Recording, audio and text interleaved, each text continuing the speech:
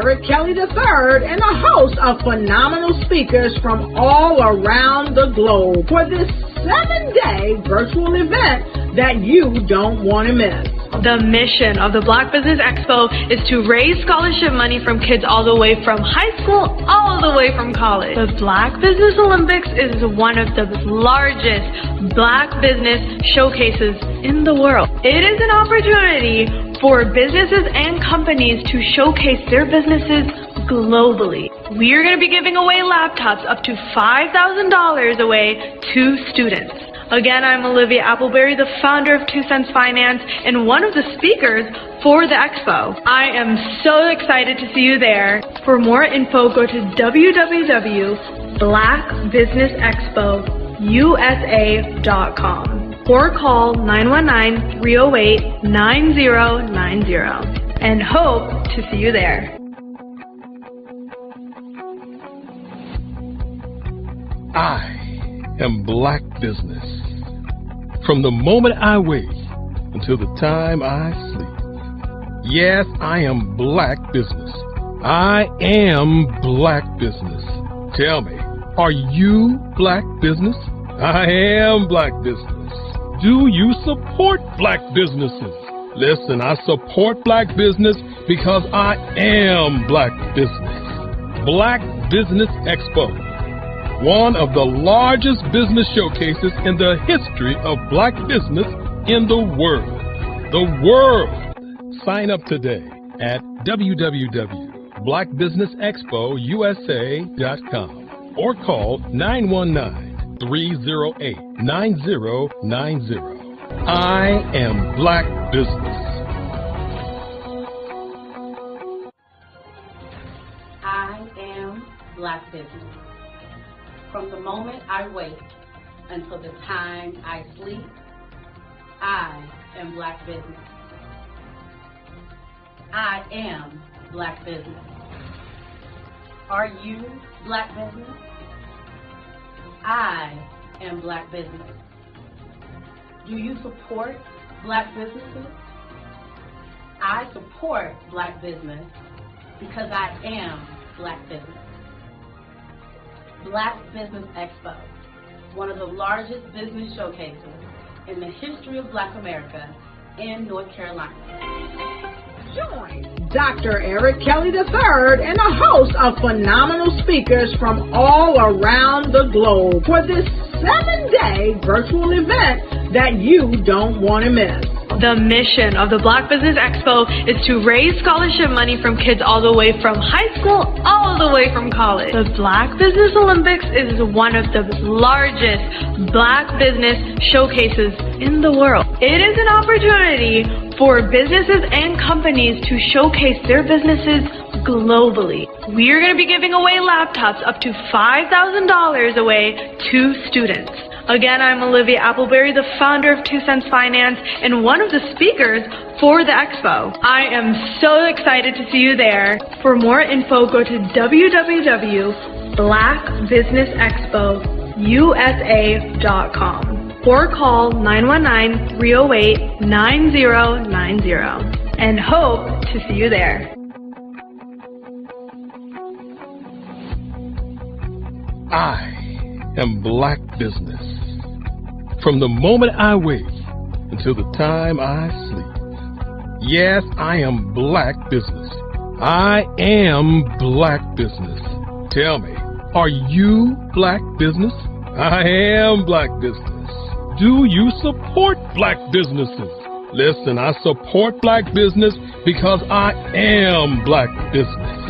Black Business Expo, one of the largest business showcases in the history of Black business in the world.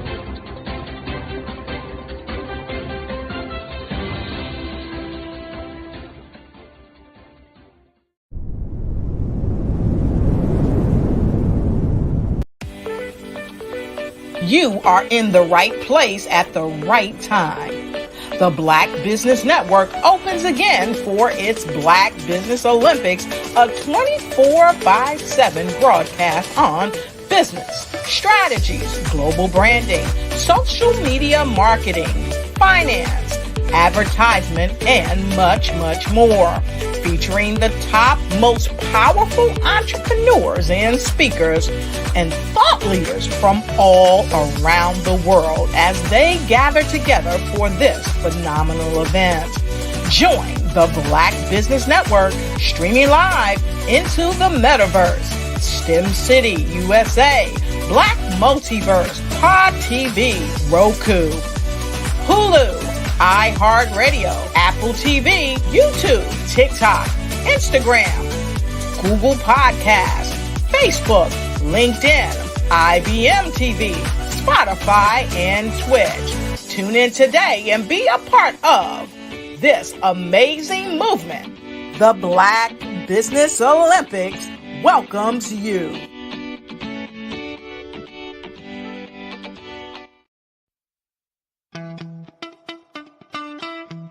How many times have you been asked to help someone you didn't even know, a student, a business entrepreneur, or did you ever even ask, where did they end up?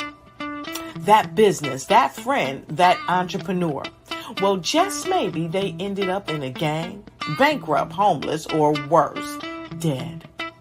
Maybe they turned to crime, drugs, and alcohol. Did you ever wonder? Did you destroy their dream, or was your life always so easy? At the Black Business Olympics, we started a movement to help students complete. Give them hope and foster success. Help them to leave their dreams of providing laptops, computers, and up to $5,000 in scholarship funds. Today, we ask you to help a student, a business owner, or an entrepreneur to realize their dream by sponsoring them, supporting them, and buying from them. Consider this. With $1.6 trillion in our Black community, we only ask for a small donation for our students, our businesses, and our entrepreneurs. And you can change a life today. So I ask you, what are you going to do? Sit on the sideline and watch our students in high school be leaders, miss out on their dream from lack of resources? Or are you going to donate to the movement and change their future and yours as well? Give us a call today at 919-308-9090. Change their life by investing with action to the Black Business Olympic Fund. The Black Business Olympics, one of the largest business showcases of Black business in the history of the world.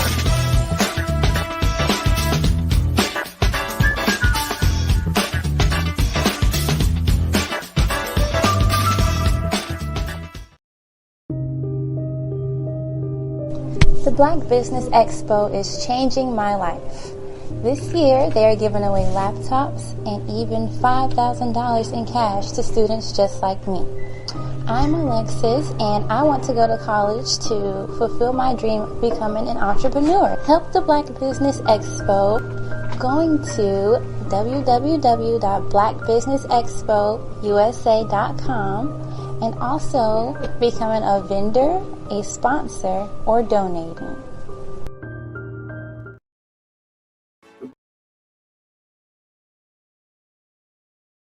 The Black Business Expo's mission is to raise funds for high school seniors going to college or K-12 entrepreneurs. This expo is a fundraiser for students. Please, you may go to www.blackbusinessexpousa.com to donate to the scholarship fund or use the Cash App at $BBXUSA. Our goal is to give laptops and up to $5,000 to 10 students. Students can register online at www.blackbusinessexpousa.com. Every dollar counts. Please donate to the Black Business Expo USA Scholarship Fund.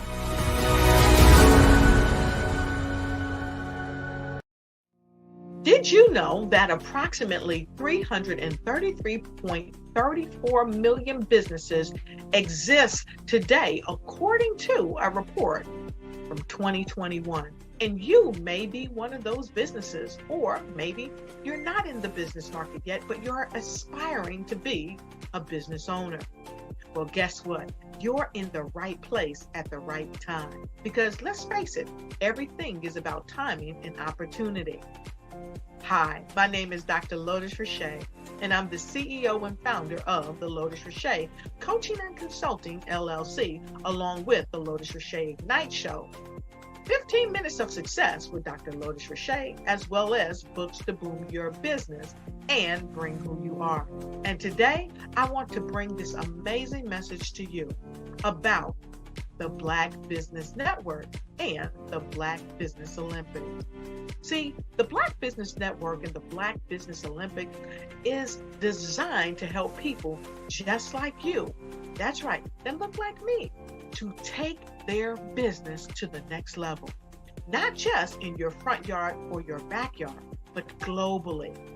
The Black Business Network and Black Business Olympics is designed not to just help you survive, but to help you thrive. So join us today as we come together with businesses all around the world to support our students, our children, our young teens, our young entrepreneurs. What we do is we come together to help raise funds for students who are aspiring to be business entrepreneurs, who are aspiring and who are thriving in college. We endow them with a wonderful opportunity to gain scholarship of either a laptop or several thousands of dollars. And we invite you to help be a contributor to this amazing opportunity to help someone that looks just like you. So join us today at our website and let us connect with you and help you ignite and take flight in every area of your life on the Black Business Network and the Black Business Olympics. I'll see you on the other side.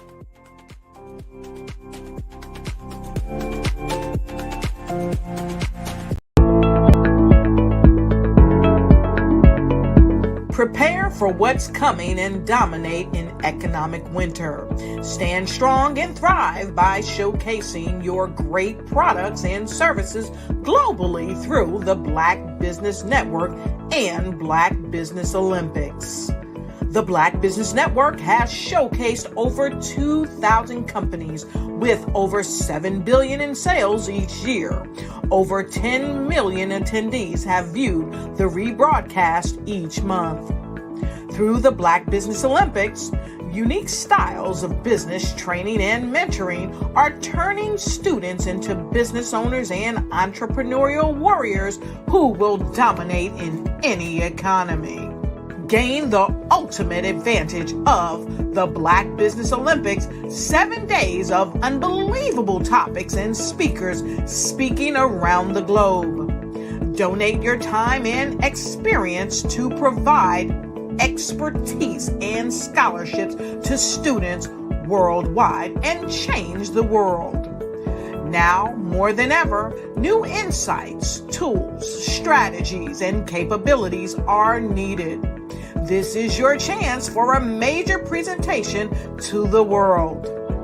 Fill out the form and join the more than 2,000 speakers who have presented to over 200 countries.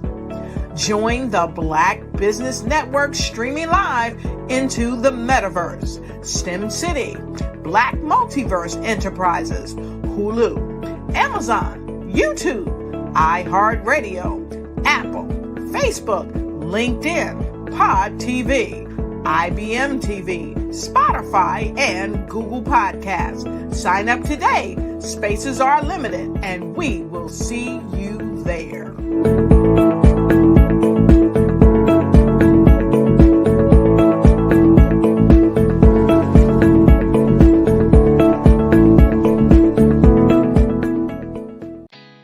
Did you know women represent just 3% of Fortune 500 CEOs and less than 15% of corporate executives at top companies worldwide? Have you wondered what the secrets are to getting into the top ranks, whether in the private or public sector? Do you want to figure out how to stop being held back in your career or passed over for promotion? Then you're in the right place. Hi, I'm Dr. Madeline Ann Lewis, President and CEO of the Executive Women's Success Institute. I have decades of experience in the military, the federal government, and corporate America, and my mission is to help women succeed and tap into their full potential. I want to reach 1 million+ women around the world to become the leaders they are meant to be. So if you want to move into a management or executive level position, or maybe you are a female veteran transitioning out of the military into business entrepreneurship, then reach out to the Executive Women's Success Institute at 301-693-3284. Let us get you on the fast track to success.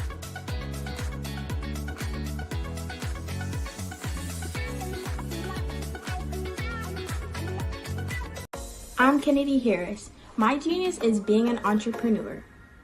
I'm the CEO of K-Lock, a company where I develop my very own line of kids supplements. I currently market my multivitamin for kids to help combat weak immunity. During the pandemic, research has shown that having a strong immune system is key to fighting off disease. My vitamins are for kids, but adults can benefit from them as well. I'm adding a proprietary blend to my supplement line. I want to create my own blend so that I have a competitive edge in the marketplace. Staying healthy is important to me so that we live longer and have healthier lives. My website is klockproducts.com. That is K-L-O-C-K. Genius is common.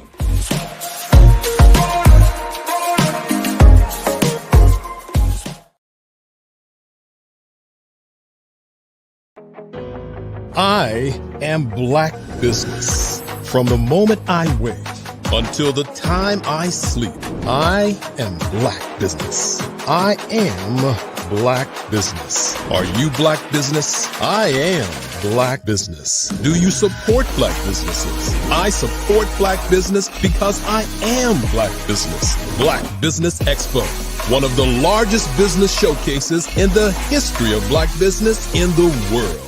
Sign up today at www.blackbusinessexpousa.com or call 919-308-9090. I am Black business.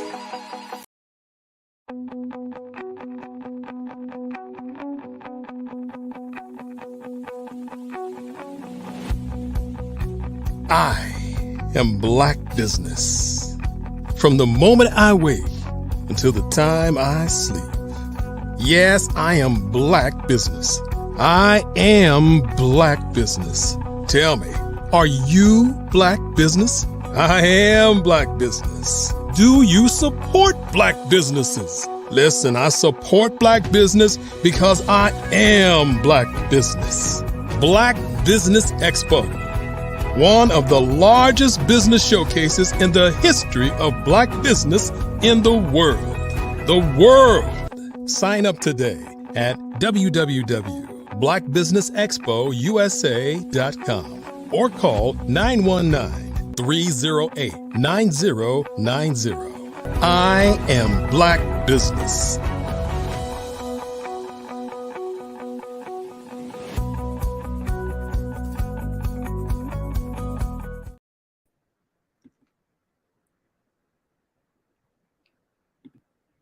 Good morning, business owners, entrepreneurs, thought leaders, and corporations. Welcome to the Black Business Network. I am Eliza Carter, emotional freedom practitioner and CEO of The Breathing Experience. Visit us at thebreathingexperience.com. I am your anchor this morning on the Black Business Network. The Black Business Network is a 24-hour business network showcasing Black businesses, business owners, entrepreneurs, and thought leaders worldwide. We have speakers from North Carolina, London, Singapore, Africa, Japan, and cities all over the United States. The Black Business Network is a global community sharing its business knowledge to empower, inspire, and educate businesses about business. Our next and first speaker for the day is Bishop Darrell Anderson, the state of Black business. He is a seasoned lead pastor, jail and hospice chaplain, and bishop with over 20 years experience of increasing responsibility and congregational leadership. Committed to leading individuals through interfaith beliefs, engaging the community in missionary work and faith-based outreach, and devising strategies to sustain long-term operational goals. Expertise in spiritual counseling, education, and mentorship. Understanding grief and bereavement process to work with families, patients, and co-workers. Proven success in advancing church goals and working with all faith case groups in the community. Interfaith memorial services and worship. Attended the Center for Chaplaincy and Clinical Pastoral Education at the Care and Counseling Center of Georgia. We welcome today to you, Bishop Darrell Anderson. Welcome. And how are you today, sir? Good morning. How are you doing today? I am fantastic. Thank you. Good. Awesome. Jesus, comment, and I will see you on the other side. Good morning. Good morning, everyone. Again, good morning, everyone who will be viewing this broadcast. I am, again, as always, so delighted to be here with the CEO and my good friend, my brother, not only in God, but in Christ, but also my brother, as growing up together. Not my blood brother, but we just as closest brothers. So thank him, Dr. Eric Kelly, the third. You know him when you can put that third on there. So I'm glad that he have reached out again to me to be part of this Black Business Network. I think we've been doing this within the last 10 years. Periodically, he would bring me on, and he's doing an awesome and amazing job to help the youth, not only in the state of North Carolina, but worldwide. And I'm happy again and delighted to be here, part of this. I am here to open up this morning session. It being Sunday morning, we'll open up with prayer. And then we'll go into my assignment, what he have asked me to do. Father God, we thank you again for this day. We thank you for this Black Business Network and the outreach that is going forth to reach those, God, who have been inspired by you to open their business, to be part of a business, but not only that, to get the education and the awareness to reach out into communities and to give back to those who unfortunately can't just be provided by themselves, but need all of us to reach out and grab each other's hand to lift each other up. So God, I thank you now. We ask that you bless this business, bless the mind, give them wisdom, give them peace, and most of all, God, give us understanding in all that we are doing. In Jesus' name we pray. Amen. Again, good morning. Happy to be here. I am Bishop Anderson, Dr. Anderson, Counselor Anderson, whatever. I wear hats of many, I won't say colors, but many hats now. And I'm happy again that God has afforded me the opportunity to do this broadcast this morning. I want to talk about coming from, you heard the host say that I do grief as well as working with hospice and the bereavement. Now, I want to do that because my assignment again is to talk about the business and the church. And I say many times when I come on any kind of network like this, as we reach many people, that one of the things that those of us in the church, whatever the denomination is or whatever your faith is, don't want to understand that there is a business part to the church. A church can't run. I know we have the glory of God, we have the spiritual aspect of it, but we still have humans who come each and every Sunday, Saturday, or Wednesday or Thursday to your facility to be enlightened in the spiritual context of that body. The Word of God says we are all made up of our body, our soul, and our spirit. And each one of them, Jesus said to the man who was at the pool for 38 long years, will thou be made whole? So understanding the wholeness of this business is very important. You can't be a productive CEO. You can't be a productive worker if you're not whole each and every day you come into our facilities, whatever your job description is or whatever title you hold. Because if you're not whole, then those around you can feel your pain, feel your grief, or feel that what you're going through. And it happens very rarely in the churches because from the business point, each and every day, every Sunday, when a person comes into their church, they're carrying baggage. And many times we as pastors or those of us in leadership, we trying to reach the spiritual part, but some people are not only just spiritually hurting, but they are emotionally hurting. And if you're putting the wrong medicine to the wrong part of the issue, then it's going to hurt you. And then in long term, we're talking about business is going to hurt your business. It's going to hurt the church. You can have a great spiritual uplifting uprising on Sunday morning, but then come Monday, Tuesday, Wednesday, your church phone is ringing. The pastors have to go here, there to settle arguments, settle those who have lost loved ones, those who are going through different situations. So I want to kind of dab into that just a little bit. And because of from the hospice point, dealing with bereavement, I am as well as a bereavement coordinator.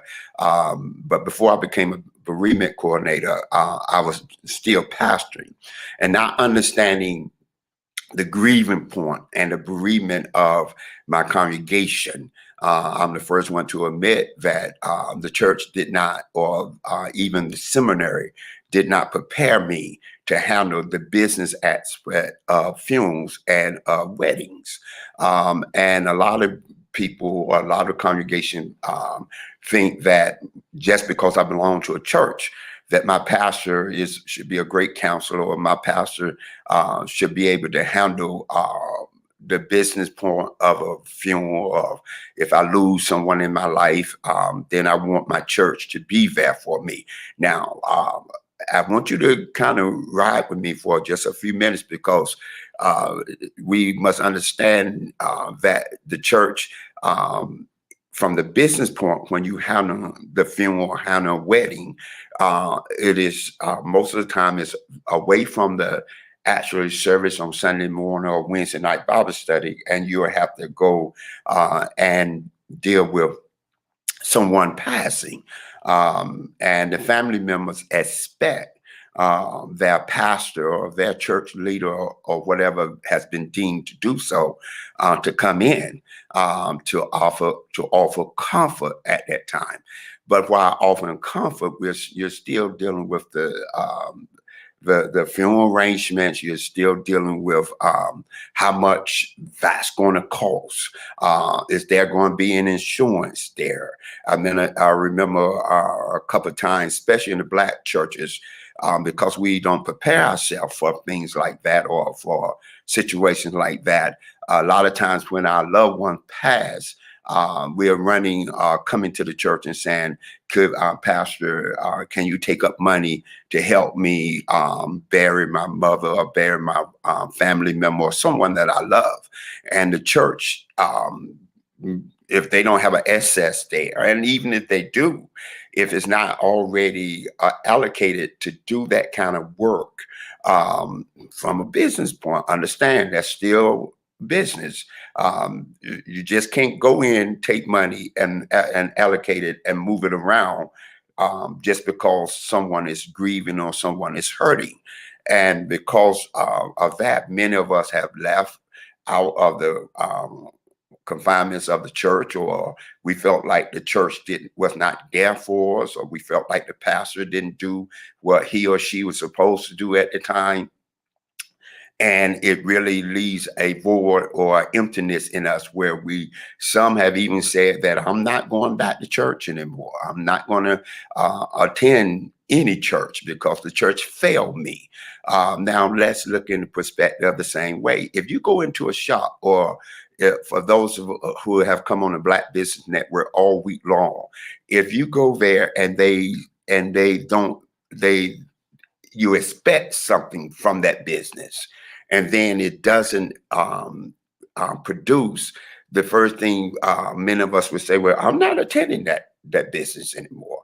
I'm not going to go to that business anymore because this is what I thought that the business was going to come forth and bring forth and help me out, or I'll be able to purchase this or be able to do this.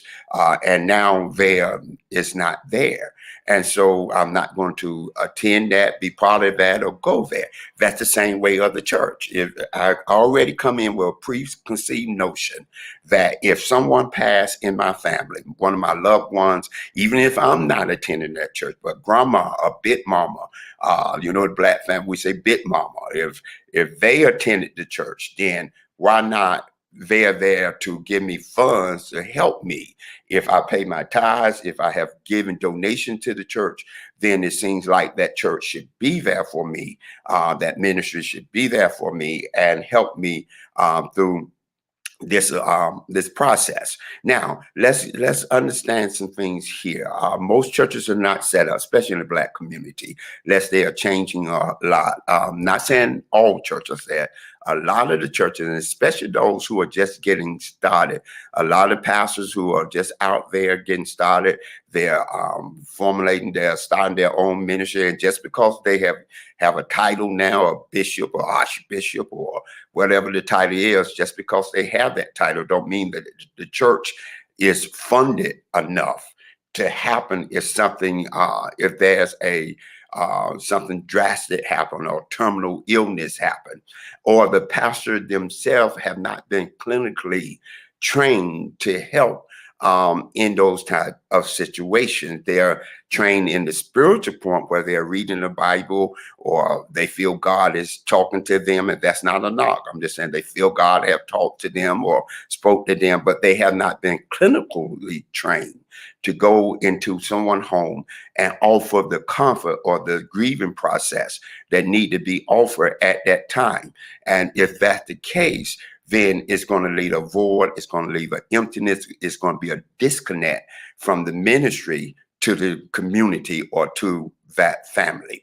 So again, we're looking at the church in that perspective as the business. Now, one of the things that from the business point, we don't want to talk about it because we feel like ministry should just be spiritual. We should, depending on your denomination, your interfaith, and I deal with all interfaith now, whatever your belief system is. Now, let me say this because this is going worldwide from my perspective. I am a Christian.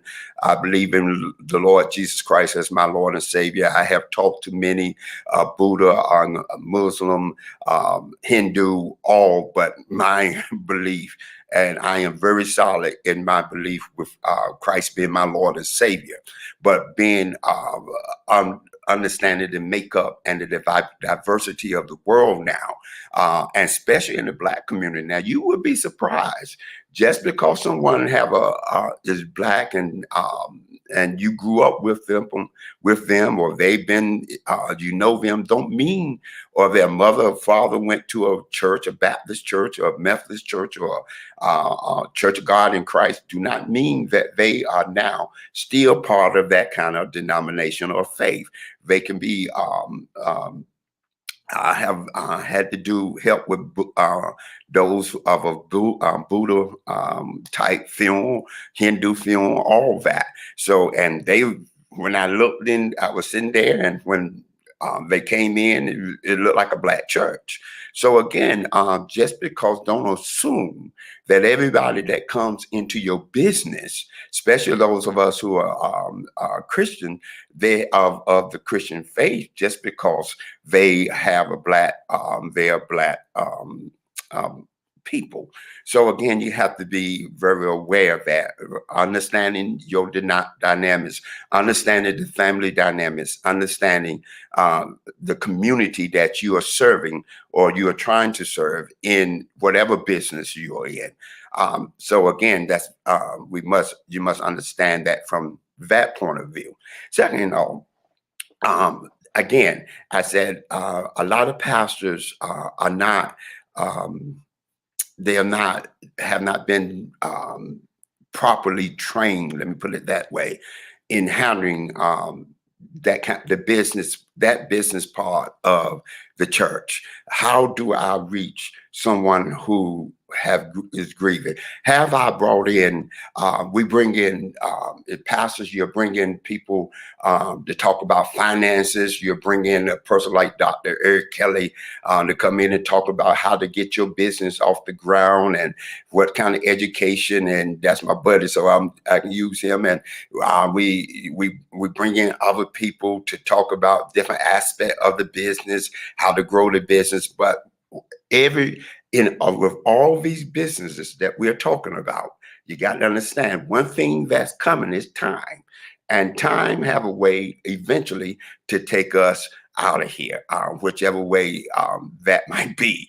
And so understanding that if the church, from the business perspective, have not set up a grieving support group, a bereavement support group, if they're not doing not post grieving, but even pre-funeral arrangements, even those in their 20s, 30s, because you see now people, a lot of mothers or fathers are losing their kids at a certain age. And guess what, Pastor? Guess what, Archbishop? Guess what, Bishop? Guess what, CEO of your company? How's that affecting me, Bishop Anderson? Because if that person you have hired or partnership with have lost their family member, and especially if it's a parent lost their child, they still have to come now and try to proceed in their business. And now they're going through a grieving process. And if that grieving process is not identified, then it's going to hurt your business, whether you want it to be hurt or not. It's a lot of times people are holding in things that they're going through, and they're coming to your business every day, or they are the CEO or the pastor, because we're not immune to these type issues. Everybody are affected by these type issues in some kind of way. So if the church now, if the ministry, because that's what ministry used to do in the community, the movements in the past, most of them started in the church. So if the church is not addressing not just how to start a business, but also how to make sure that we keep this business flowing, because who's going, with all the technology out there, with all the things that's coming up now, social media, you still going to have somebody. It might be less people than you used to have, but you're still going to have someone to go and do everyday type work in these type things. And so now the church need to prepare for that. We need to understand grief counseling. We must understand, bring in insurance type people. We must understand if mama is in a rest home, what is Medicare? What is Medicaid? I know these are terms that we don't want to hear about, because it seems like that you're getting older, and I don't want to deal with Medicaid right now or Medicare. But maybe you're not old enough, but you're taking care of a mother. You are a caregiver. You're taking care of your mother. You're taking care of your father. You're taking care of your children. Somebody is declining, and you're still trying to run your business, and have to go home and make sure mom is eating, or maybe mom has now been diagnosed with dementia, Alzheimer, or cancer, or some kind of terminal type illness that eventually will take her out. We can pray. You can bring the pastor over to pray, bring those around the church to pray, and but the results that in that prayer is not always what we seem to pray for. We pray that mama get healed. We know that God is a healer, but yet mama still pass away. And you are the caregiver. We have to deal with those of us who might have siblings. And at that time, a mom or dad or somebody have been diagnosed with a terminal illness, and now the CEO, and any CEO would tell you, I don't care what the business is, that you have you don't work less because you're the CEO. So don't have that mindset. You don't work less because you're the pastor. You think you're the pastor that people just automatically just gonna fall in line and pick up your business and just carry it for you. No, we know the book of Habakkuk tell us to write the vision, make it plain. We don't write it like we used to no more. We just put it on our social media tablets, or we speak it. But the Bible, the word of God said we have to write the vision, make it plain, that people can see it and read it and run with it. And if we don't understand that portion of it, it takes time for people to catch hold to the birthing process of what you're doing in your business and in your church. A church just don't come overnight and propel to the next level overnight. We grow spiritually. And in doing so, some people come and some people go. And a lot of times the people who started off with you are not going to be there when you finally get to where you think you should be. But in the meanwhile, while you're growing that business, while you're doing that ministry, while you're doing those type things, you're not immune to what's going to happen in your family. You don't know if mama going to be diagnosed with terminal illness. You don't know if death is going to hit. You don't know if death is going to hit you. We don't know. Those are things that you can't write in the script. You can't write in the planning of the business that you're taking care of. But you can plan how these things are going to manifest, how we're going to handle these things, what we are going to do when something happens. Now, I talk about grief. I didn't understand grief, especially because in the Black community, especially in the church, and those of us, and even when you go to high school or you go to college, even if you go to a HBCU, I don't know what they're doing now. It's so long since I've been, but I'm kind of dating myself. But the bottom line is they didn't have a grief counseling or grief class to help you get through situation. You didn't know what palliative care was, where you someone who's not expected to pass, but you have to help keep them there and help maintain their sickness or that pain while they're still there. And they can stay there for 5 or 6 years while you're still trying to get your business off the ground. So now you're a caregiver as well as a CEO of a company. You have to leave the CEO part and go home, or leave the passion part and go home and take care of someone who can't do for themselves. And you have to watch them decline each as they're going. So these are situations that we're not prepared for. Nobody prepared us for. And if we're not careful, it's going to catch us off guard. My people perish because of the lack of knowledge, for us not knowing how to handle situation. Now, we talk about grieving. We must understand that in our business, I don't care what business you are in. I do not care. That's not my issue. I leave that to Dr. Kelly and the panel who do all of that. They are experts in those kind of area.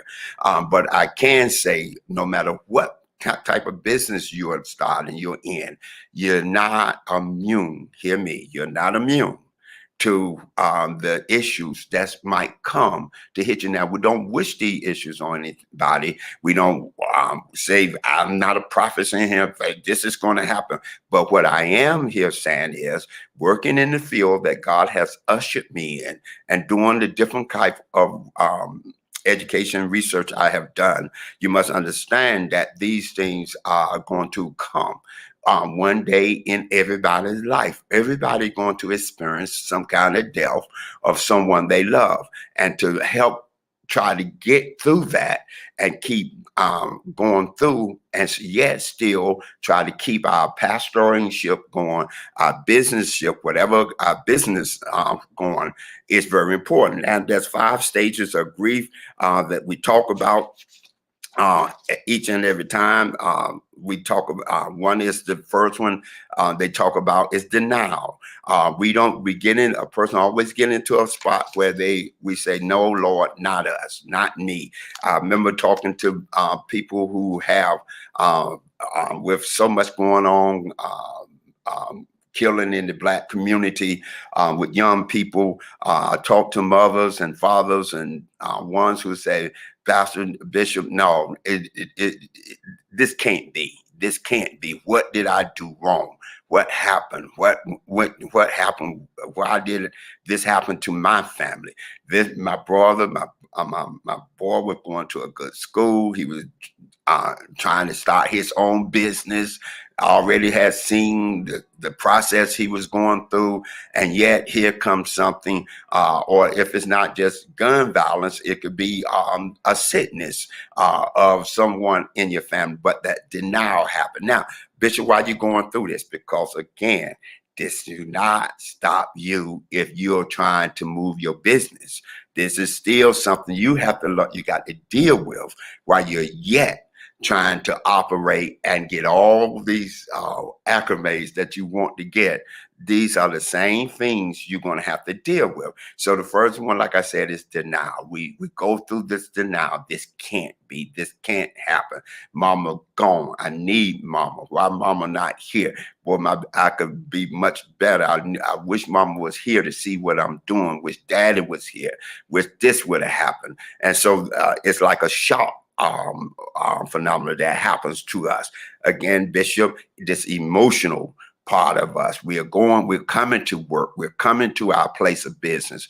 We're being on our conference calls, but inside of us, we're just in a shock. We're just like, my God, I got to deal with this. I got to handle this. She didn't have no insurance. We didn't have who's going to pick up the body from if they're in a home, who's picking up the body. I didn't make the funeral right. Nobody to come to pick up the body. And most facilities, and even in the hospitals, they don't want you to keep your loved one's remains there or body there for a length of time till you find somebody. They'll work with you a little bit. Then when you call the person to come, I don't care what funeral home, they're going to charge you to come and get mom, come and get dad, come and get whoever. So now you're trying to run your business, you're trying to do this, you're trying to do that, and now you got to handle all this, and it's bringing on more stress with you. Then we must understand, the second is guilt. We start denying. Talking about guilt, man, I should have got this together. I should have talked to her. I should have said how much I love her. I should have done this. And we go to the I should have. I spent so much time trying to get my business off the ground. I spent so much time trying to get things going that now I'm dealing with this pain of guilt that I didn't spend enough time with family. And if we do not know how to walk that line of getting our business, being a CEO, because when we become that CEO, man, we feel like we invincible, that we can do all things through Christ Jesus. We can do everything. We can be the best mama, the best daddy, to come home, cook, come do this and do that. And I got my best, not knowing that we're lacking in some areas. We're doing some things because we take on the notion that everything and everybody going to still be around us when we reach that pinnacle that we're trying to reach. And not all the time, like I said, some of the folks that which, and most of the time, it's not the people of your enemy that you say, well, I'm glad God moved them out of their life. It might be some people you love, some people you really love, who pass away before you reach that place that you want to be. But you spent most of your time, you didn't take time to love on them. You didn't take time to go on vacation with them. And now you got enough money, you got all of this, but the person that you want to share with is not there anymore. Divorce might have happened. Anything can come. So we go through the pain and guilt. We go through anger. And we try to bargain with God. God, if you just heal Mama, I'm going to pray every day. I promise God, I'm going to give back some of the business to the church. I'm going to pay my tithes. I'm going to do this, God. I'm going to go to church more. I'm just going to do what I need to do, God, to get this thing back together. God, don't let Mom die. Don't let Dad die. Don't let brother die. God, please, God, whatever do, God, I promise I'll be a better person. I'll be a better vet. I won't spend so much time doing at the job. I won't spend so much time in school. I won't do all this. I'll be a better wife. I'll be a better husband. So we go through the bargaining thing. Now, God, again, these are the same folks in the church, coming every day in the church that pastor is trying to preach to, but they already have this wall up. This emotional turmoil is going through. These are the same folks that you're trying to come and do your business with, that you want. So we want them to handle the business part. Can you come and do this? Can you come and do that? Not recognizing that sometimes people are not emotionally equipped. They might be mentally ready. Educationally ready and be a great person, educated, but right now they're having a breakdown. And if you don't recognize that, and which many of us don't, because we are so busy trying to get stuff off the ground, get things moving, we want to keep the train, and we want to pull this train out of the station and get it rolling, and not understanding that the passengers that we're asking to come along with us are not emotionally ready. If they went through a divorce, if they're going through some kind of relationship situation, the business part is going good, we getting this up, but you have a husband now or wife who's not there with you, they're not trying to back you, or you have a person in your life, you might not be married, but you started off good, they started off saying they want you there, they're going to be there with you, but now they did a whole 360 on you and say, no, you're spending too much time here. Jealousy is hitting up because you have to deal with somebody in the business of opposite sex, in the church of opposite sex, and that companion you have is not understanding that. So all these things are crippling the emotional aspect of your business. And if that's not good, will thou be made whole? Secondly, we in grieving, you deal with the depression.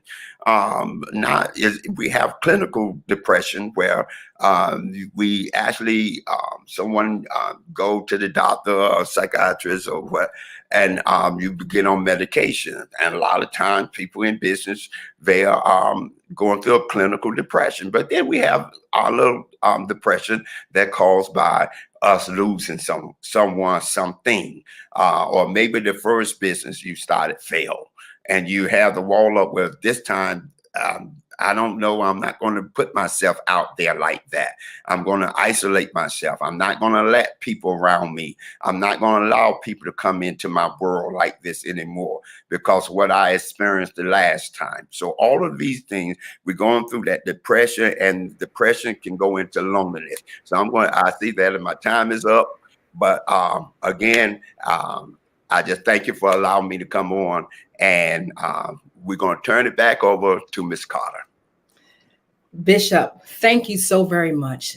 The key areas that you hit today are so vitally important. As you know, the stress, not handling the bereavement because we've not properly prepared for what's to come, and this is a big issue, as we know, in the Black community, and we've got to get this thing straight, got to get some insurance, and get educated so we can educate the others, like our children, those who are up and coming leaders.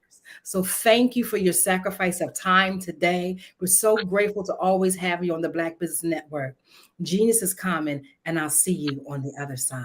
And thank you so much. Thank Dr. Kelly and all of those of that team. Y'all have a great day. You too. You're very welcome. The Black Business Expo's mission is to raise funds for high school seniors going to college or K through 12 entrepreneurs. This expo is a fundraiser for students. You may go now to www.blackbusinessexpousa.com to donate to the scholarship fund or use Cash App that's on the screen below. Say with me now, $BBXUSA. Go there and donate. Our goal is to give laptops and up to $5,000 to 10 students. Students can register now online at www.blackbusinessexpousa.com. Every dollar counts. So we want to remind you to donate to the scholarship fund now. We want to thank our Black Business Expo USA sponsors for August of 2023. We have NC100, Moody Capital Partners, Suede Soul, Lotus Richey Coaching and Training, Carolina, Virginia Minority Supplier Development Council, Step Management, BHS and Associates, Margie McLean Foundation, Inc., Genius is Common Movement, Earth Essentials, Mullane Shani Global, Executive Women's Success Institute, The Quality Coaching Company, Superwoman Business Services, Creative Force Studios, Lee Entertainment, Artistic at Design, and yours truly, The Breathing Experience, Black Business Expo USA, Genius is Common, and I'll see you on the other side. Hello, my name is Kiasi Helm, and I'm 14 years old. I think my genius would probably have to be setting goals and achieving them. I say this because ever since I was young, I always wanted to be an author, and at age 11, I ended up achieving this. But not only did I end up becoming an author, I ended up becoming a public speaker, a publisher, a business owner, all these great things. The name of my business is Written by Kids Publishing Company. I decided to start this company because I thought it was important for me to help kids my age express themselves through literacy and just achieve their own goals. Because to me, achieving goals is the best thing in the world to feel. It's you just achieving things and aspirations that you set for yourself. And I know that everybody is capable of this because even if you don't end up achieving the goal, you still tried your best, and that's the most important thing. And everybody is capable of this because genius is common. Thank you. Attention all entrepreneurs and companies. Are you looking for reliable and efficient virtual assistants and back office support to help you manage your business tasks? Look no further than Superwoman Business Services. Our team of virtual assistants provides a full range of administrative support services, including operations management, social media marketing, and much more. We also offer website design services to help you create a professional online presence that reflects your unique brand. In addition to administrative support and website design, we offer business development and structuring services to help you grow your business and achieve your goals. We'll work closely with you to identify areas of improvement and develop a customized plan to help you reach your full potential. At Superwoman Business Services, we understand that running a business can be overwhelming and time-consuming. That's why we're here to help you fly high and achieve success. Our virtual assistants are highly skilled, experienced, and dedicated to providing you with the support you need to thrive. Come fly with us and take your business to new heights. Let us help you become the superhero entrepreneur you are meant to be.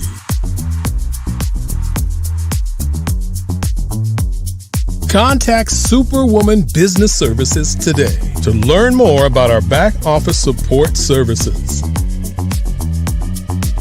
Come fly with us and take your business to new heights.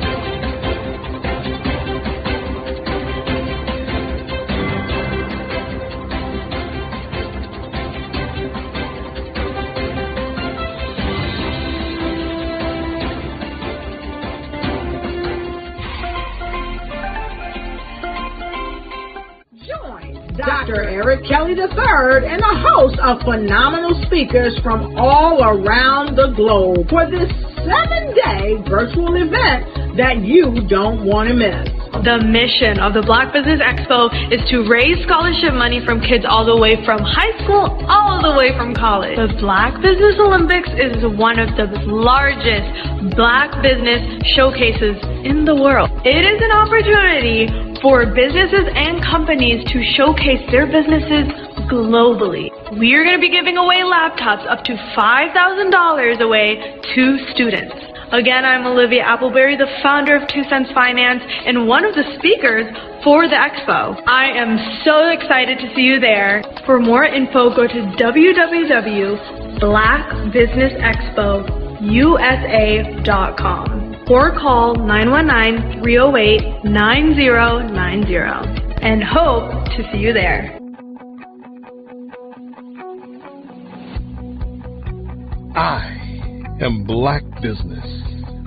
From the moment I wake until the time I sleep. Yes, I am Black business. I am Black business.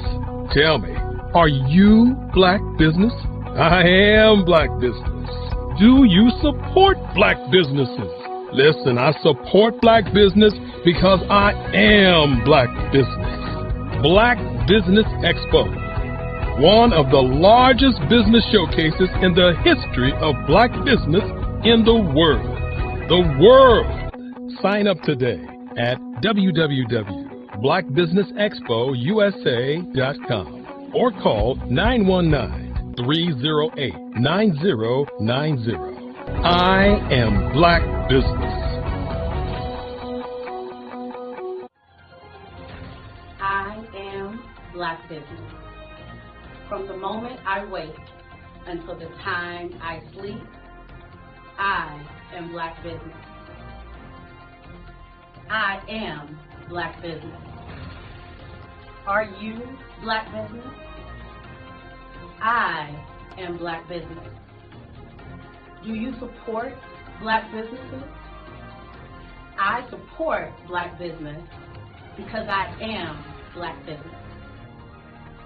Black Business Expo, one of the largest business showcases in the history of Black America in North Carolina. Join Dr. Eric Kelly III and a host of phenomenal speakers from all around the globe for this 7-day virtual event that you don't want to miss. The mission of the Black Business Expo is to raise scholarship money from kids all the way from high school, all the way from college. The Black Business Olympics is one of the largest Black business showcases in the world. It is an opportunity for businesses and companies to showcase their businesses globally. We are going to be giving away laptops up to $5,000 away to students. Again, I'm Olivia Appleberry, the founder of 2 Cents Finance and one of the speakers for the expo. I am so excited to see you there. For more info, go to www.blackbusinessexpousa.com or call 919-308-9090 and hope to see you there. I am Black business. From the moment I wake until the time I sleep. Yes, I am Black business. I am Black business. Tell me, are you Black business? I am Black business. Do you support Black businesses? Listen, I support Black business because I am Black business. Black Business Expo, one of the largest business showcases in the history of Black business in the world.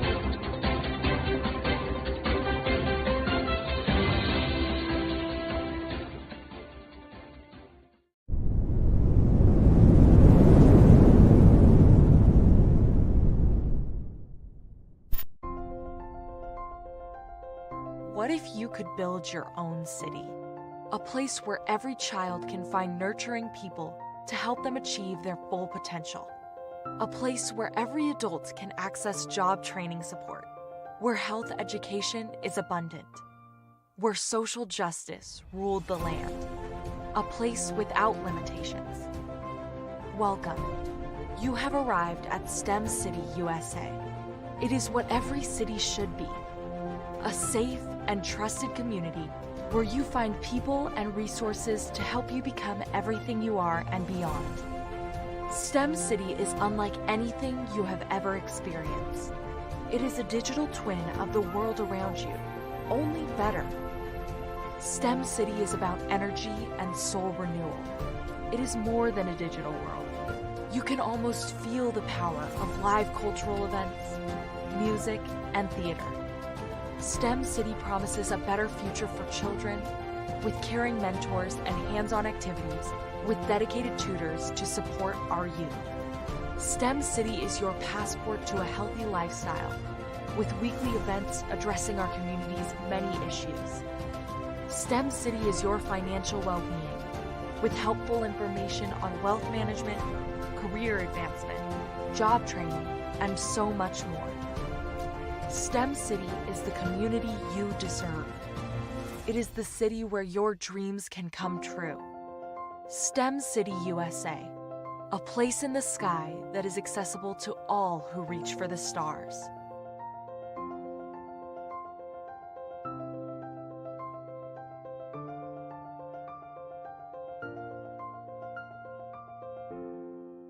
I'd like you to imagine with me, if you will, opening an app where you can collaborate with like-minded individuals from around the world, get inspiration and in-app tools to launch and grow your business, as well as share your knowledge and earn compensation, all in one app. Well, the name of that app is Truso, short for Truly Social. Hi, I'm Matthew Newman, the founder and CEO of Truso. A new concept in social media, Truso is designed from the ground up to be a platform that's both social and empowering for all its users. How exactly do we do that? I'm glad you asked. First, Truso brings the world together via video. Psychologists assert that video provides a significantly more effective connection than audio only. When you enter a community on Truso, you're face to face. Second, on Truso, you don't have to have 1 million followers to monetize. Our business model allows all hosts and moderators to monetize, no matter the size of your following, by 1, producing fee-based content, and 2, inviting others to join the platform as subscribers. Even more, Truso has an in-app resource library with over 100 free resources, forms, and documents to help you build your brand and grow your business. Third, Truso is inclusive. The deaf and hard of hearing communities make up 360 million people worldwide. Unlike audio-only apps, Truso embraces this community. providing a networking platform that allows them to participate via video and closed captioning. We even have a deaf and hard of hearing foundation in the works as well. Fourth, Trousseau is both social and safe. We refer to Trousseau as a virtual extension of the beauty shop, barbershop, and brainchild of the community. A place where there's laughter, along with wisdom, growth-oriented conversation, and genuine connections in a safe space. Trousseau even has proprietary security to ensure we maintain a safe environment for everyone. Where are we at now? Trousseau is live, y'all. We've launched in beta and we're acquiring users daily. We have an incredible development and marketing team, plus amazing celebrity influencers at the table, helping us spread the word around the globe, beginning within the African diaspora and beyond by creating a safe space for growth, connection, and collaboration. We're truly excited about Trousseau. We've created something special for which there is a global market. And we invite you to embark on this journey with us as a shareholder. The future for Trousseau is truly bright. Join us and let's go there together. Follow the Brand TV broadcast host, Grant McGaugh, as he visits with top executives and entrepreneurs to find out their secrets of success with their personal brand. Follow the Brand TV broadcast host as he focuses on brand development to build better relationships, bring value to your business, relationships, and career. You will enjoy listening to each episode that is tailored to speak to you directly. If you're looking for this type of clarity in terms of building your brand, you have tuned into the right station. Each episode will help you to shape a conversation in the 5-star BDM network of 20,000 professionals and become a springboard for your corporate engagement and business opportunities. Each guest will frame their story in the areas of personal branding, business development, career development, financial empowerment, and technology innovation. Grant McGaugh explains why he is the CEO and owner of his own professional career.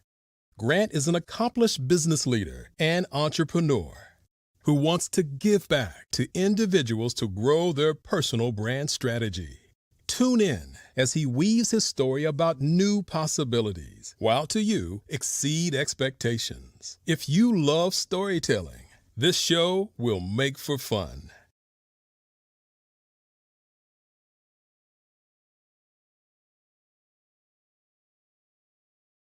Phenomenal Tanya T. Wise, who is here from the great state of Maryland.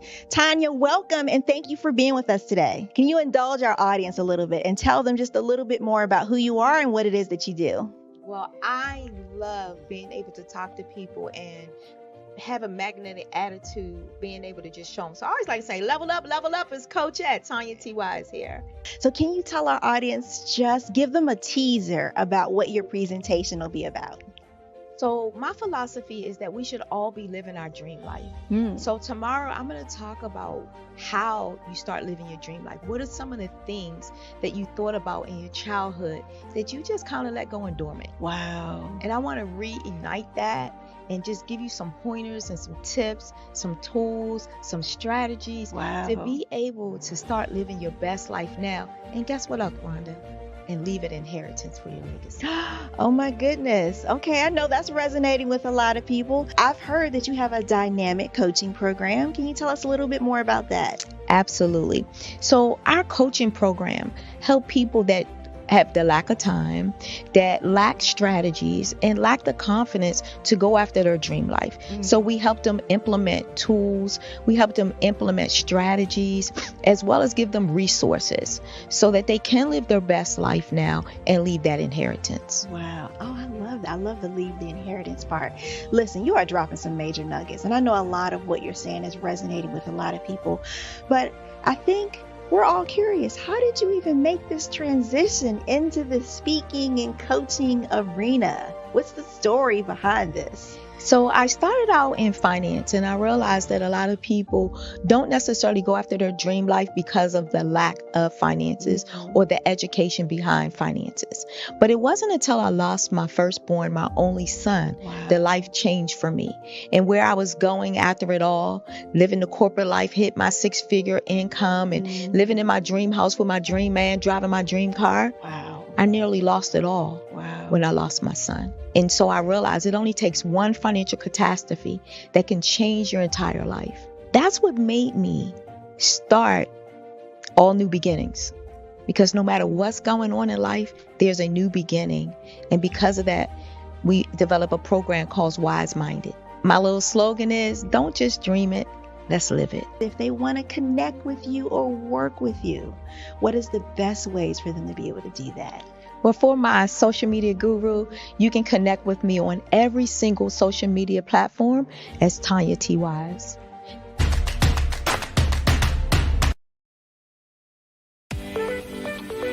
You are in the right place at the right time. The Black Business Network opens again for its Black Business Olympics, a 24/7 broadcast on business, strategies, global branding, social media marketing, finance, advertisement, and much, much more. Featuring the top, most powerful entrepreneurs and speakers and thought leaders from all around the world as they gather together for this phenomenal event. Join the Black Business Network streaming live into the metaverse, STEM City, USA, Black Multiverse, Pod TV, Roku, Hulu, iHeartRadio, Apple TV, YouTube, TikTok, Instagram, Google Podcasts, Facebook, LinkedIn, IBM TV, Spotify, and Twitch. Tune in today and be a part of this amazing movement. The Black Business Olympics welcomes you.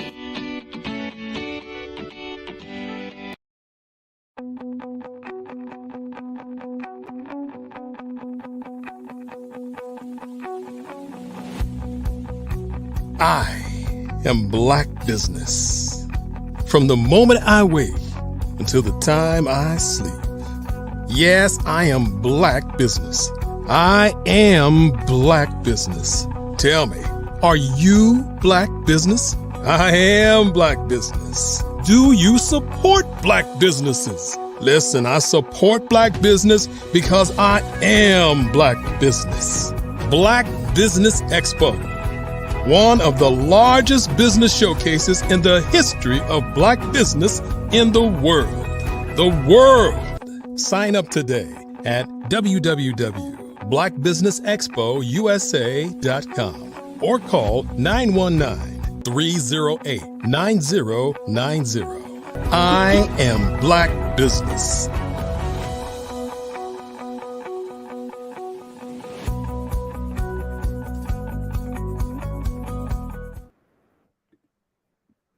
Great morning, business owners, entrepreneurs, thought leaders, and corporations. Welcome to the Black Business Network. I am Eliza Carter, emotional freedom practitioner and the CEO of The Breathing Experience. Visit us at thebreathingexperience.com. I am your anchor for this morning on the Black Business Network. The Black Business Network is a 24-hour business network showcasing Black businesses, business owners, entrepreneurs, thought leaders worldwide. We have speakers from North Carolina, London, Singapore, Africa, Japan, and cities all over the United States. The Black Business Network is a global community, sharing its business knowledge to empower, inspire, and educate businesses about business. Our next dynamic speaker is Virgil G. Thornton, Sr. He is a native of Virginia. He has been happily married for 33 years to the amazing Dr. Michelle Boone Thornton, a college professor. Virgil is a proud father of twin daughters and one son. He is certified as a foster and respite care parent, a member of the Hampton Roads Committee of 200 plus men, mentoring and education, and a certified member of the John C. Maxwell Leadership, Speaking and Coaching Group. As general manager of Dodge, Infiniti, and Lexus dealerships in Alabama and Virginia, in conjunction with owning several businesses in the food service and recording industry. He has led several teams and hundreds of individuals, meets and exceeds their business and personal goals. He currently serves as the president of CMV Communications LLC, which provides public speaking, leadership training, and personal development services. Welcome today, Mr. Virgil Thornton. How are you? And how are you doing, Ms. Carter? Awesome, awesome, awesome. Well, we're looking forward to hearing you. Genius is coming, and I'll see you on the other side. I'll see you on the other side. Good morning, good morning, good morning. Again, my name is Virgil Thornton, president with CMD Communicators, LLC, where we do a plethora of training and leadership development, sales training, public speaking, and personal coaching. And of course, our motto at CMV Communicators is total engagement establishes true potential. We help individuals and companies establish their true potential. We help companies by helping them to improve their internal and external customer engagements. And we also help individuals by helping them to thrive in their purpose after helping them to identify it. So today's title, if I could title it, would be Embrace the Leader Within. So what does that mean to you? Embrace the leader within. When we think of embracing, we think of hugging. So we're going to embrace what within ourselves? Apostle Paul put it this way in Romans 12:3. He advised, have a sane estimate of your capabilities. Personal capabilities, or hands, is one of the three segments that author and international lecturer, Harvard professor Ronald Heathas advocates. He says that our capacity has a lot to do with our ability to be an effective leader. And when we find out what that capacity is, then we can be a better leader. The other two segments he also speak about is called the tools and work. When speaking about tools, which we won't get too involved with, that's the power.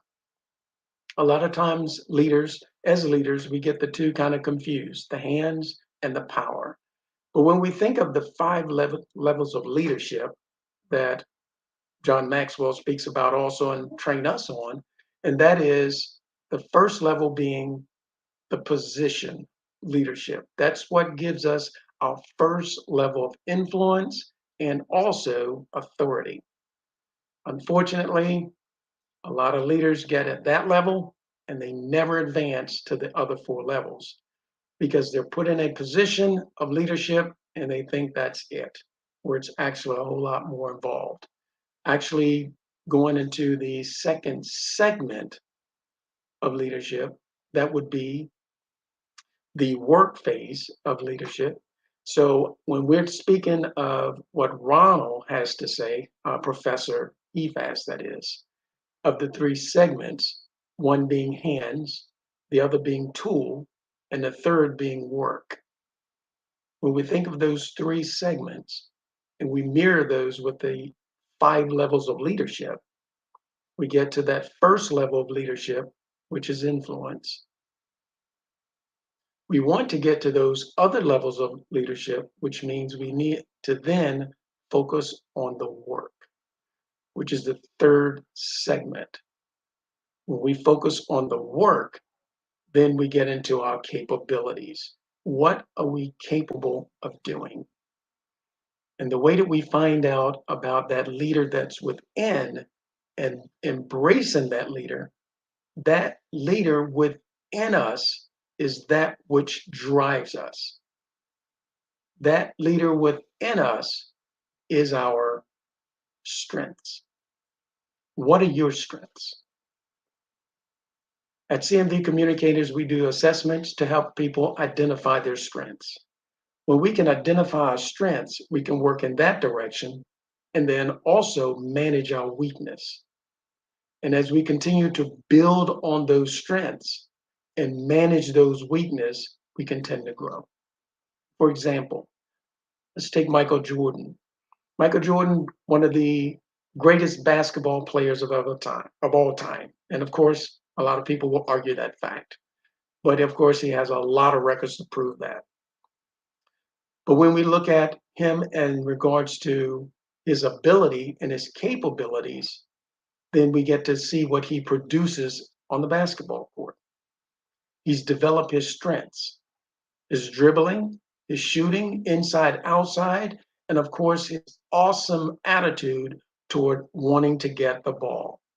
He wants to be put in the pressure situation. And by being put in that position so many times, he's developed part of his skill set, the ability to handle it. So again, I ask, what are your strengths? Because when we work within that framework of embracing what leads us, and that is what leads us, once we find out what those are, and sometimes we're actually using them and engaging them, and we have no idea as far as how to articulate what they are. But that's what drives us. And when we parallel that to our business, the leader within being our strengths, when we look within our business, what is the leader within? The leader within that drives our business is our why.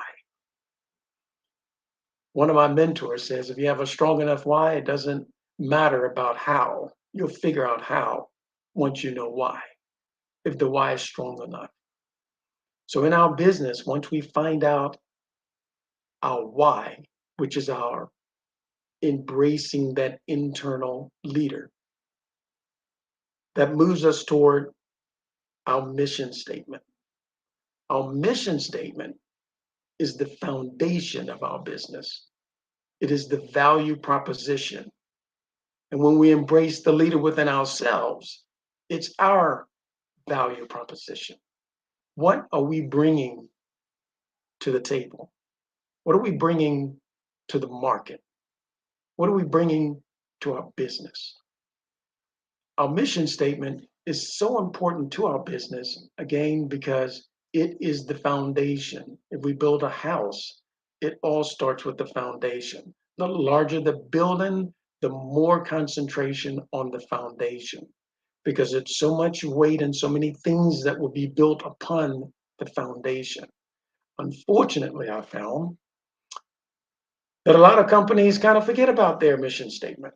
I would say I have taken my own personal kind of study on it, and I ask employees of different places I engage, what is the mission statement here at Walmart? What is the mission statement here at Target? What is the mission statement here at your company, whatever restaurant? More than likely, it's a 99.9% chance there is a mission statement for that company. I've asked some of my teammates, what is the mission statement of our company?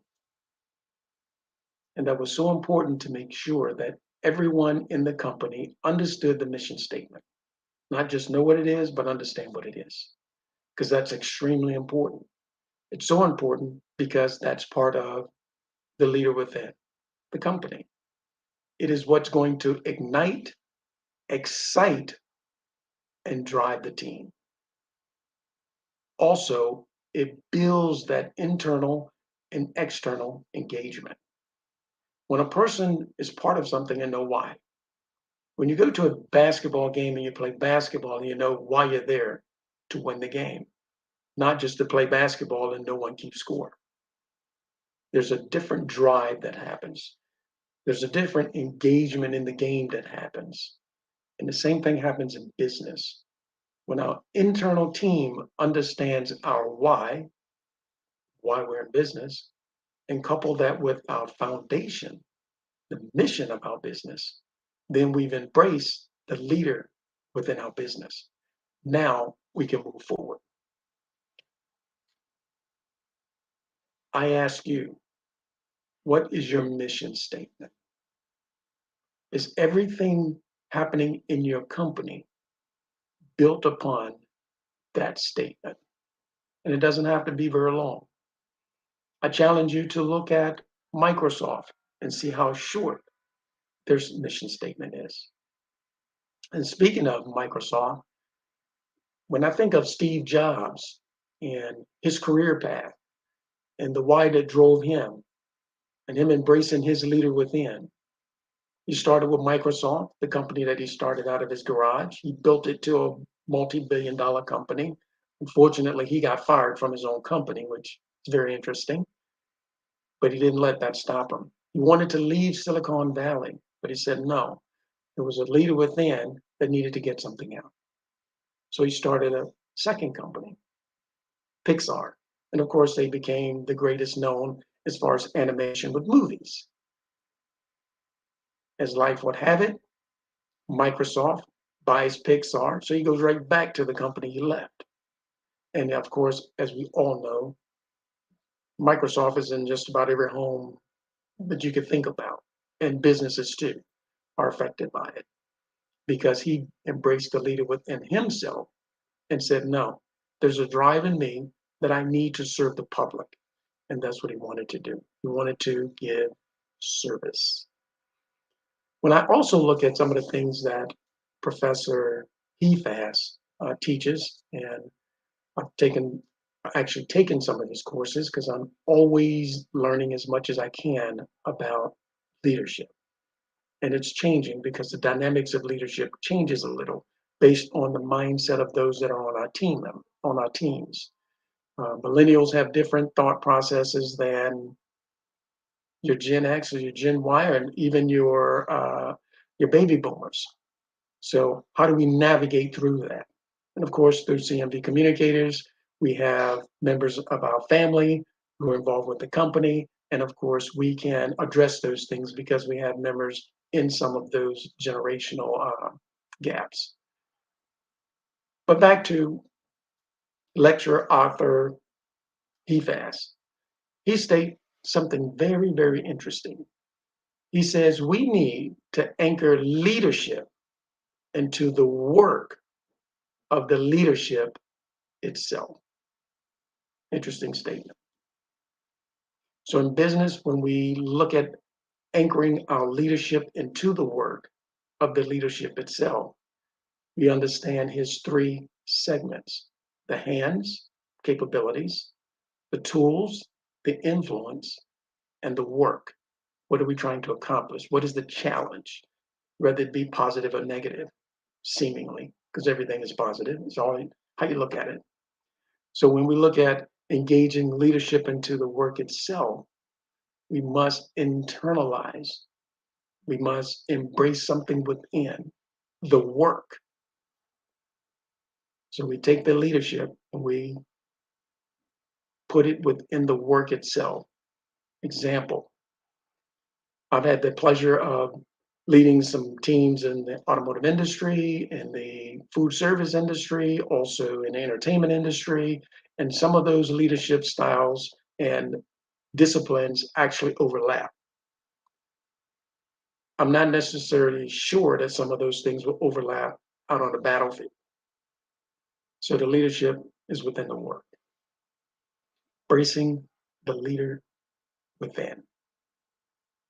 I ask again, what does that statement mean to you now? When we embrace the leader within, we have to step outside of ourselves. Sometimes it's called take self-assessments.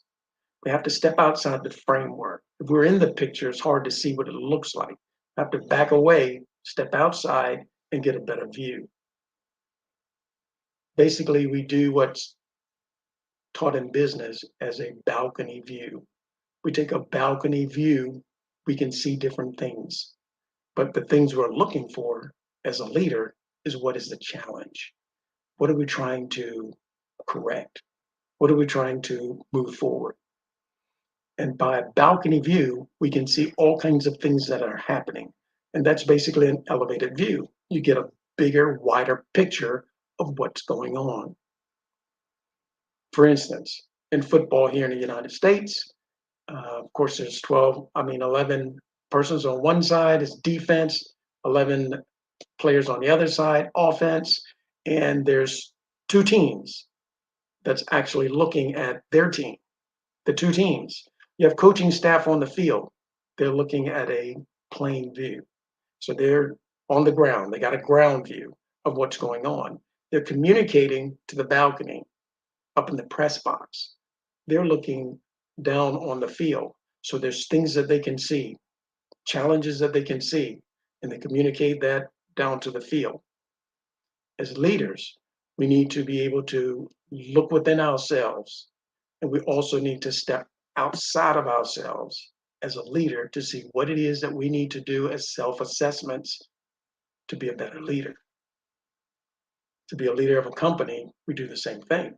We step outside, we get a balcony view, we look at our business from a different vantage point, and then we can get in and see what the challenges are that we need to work on. And those challenges that we're working on is basically how do we improve engagement within the team, and how do we improve that engagement within the team to affect our external engagement, which is with our customer. Because yes, we do want to provide service, but we also want to get paid. Because if we don't get paid, we're going to not be in business for very long. So it's extremely important to embrace that leader within, first with self, and then secondly, with the company. And of course, looking at it from a vantage point of a balcony view versus a ground view. Then we can start establishing our true potential by providing the best service. There's several scriptures in the Bible that alludes to who's the greatest. And of course, think back, Muhammad Ali said, I am the greatest. And he was great within his arena. But when we look at business and greatness within business and the businesses that have done extraordinary jobs, fantastic jobs, those are businesses that provide fantastic service. When was the last time you engaged in a business or with someone within a business, let's say a restaurant, and you got great service, and it was prompt, and the food was good, and the waitress or waiter, they were good, and they were engaging. They was engaging with you. So I think all of us have experienced external engagement, how the employee engage with us, and that has a huge reflection on what's going internal at that company. But again, when you was engaged with that service, and it was so good, and the food was so good, and the atmosphere was just great, we almost have to tell someone about it. And what do I just basically explained. What did we just go through? We basically went through something called a compensation equation. We went through the quality of a service, plus the quantity of the service, plus the mental attitude in which that service is rendered, always equals compensation. You got great service. It was fast. It was on time. And the quality was good. The food was fantastic. And our waiter, we couldn't ask for anything. We was half full on our glass and they came right in. We don't know where they came from. They just came in like a stealth. And then of course, everything was right on time, prompt, great attitude about the entire engagement. They got a big tip.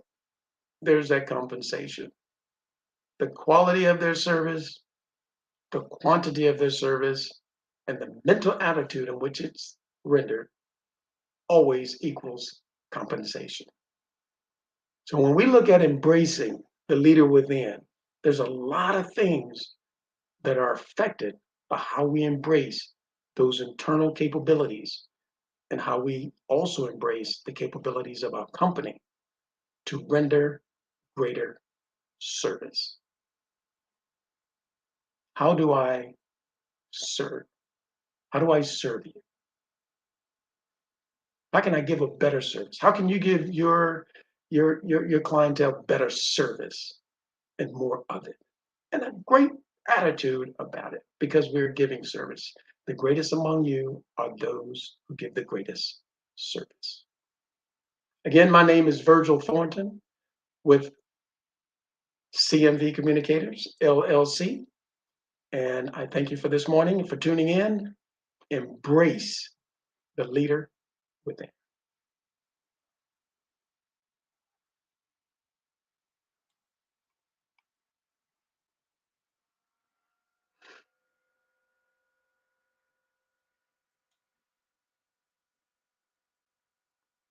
Okay, looks like we're waiting on Ms. Carter. But I have more time. So with that time, I would also like to get a little bit deeper into, if possible, until Ms. Carter comes in. Back to the mission statement. Mission statement extremely important. Back on the foundation of the business. The mission statement is important.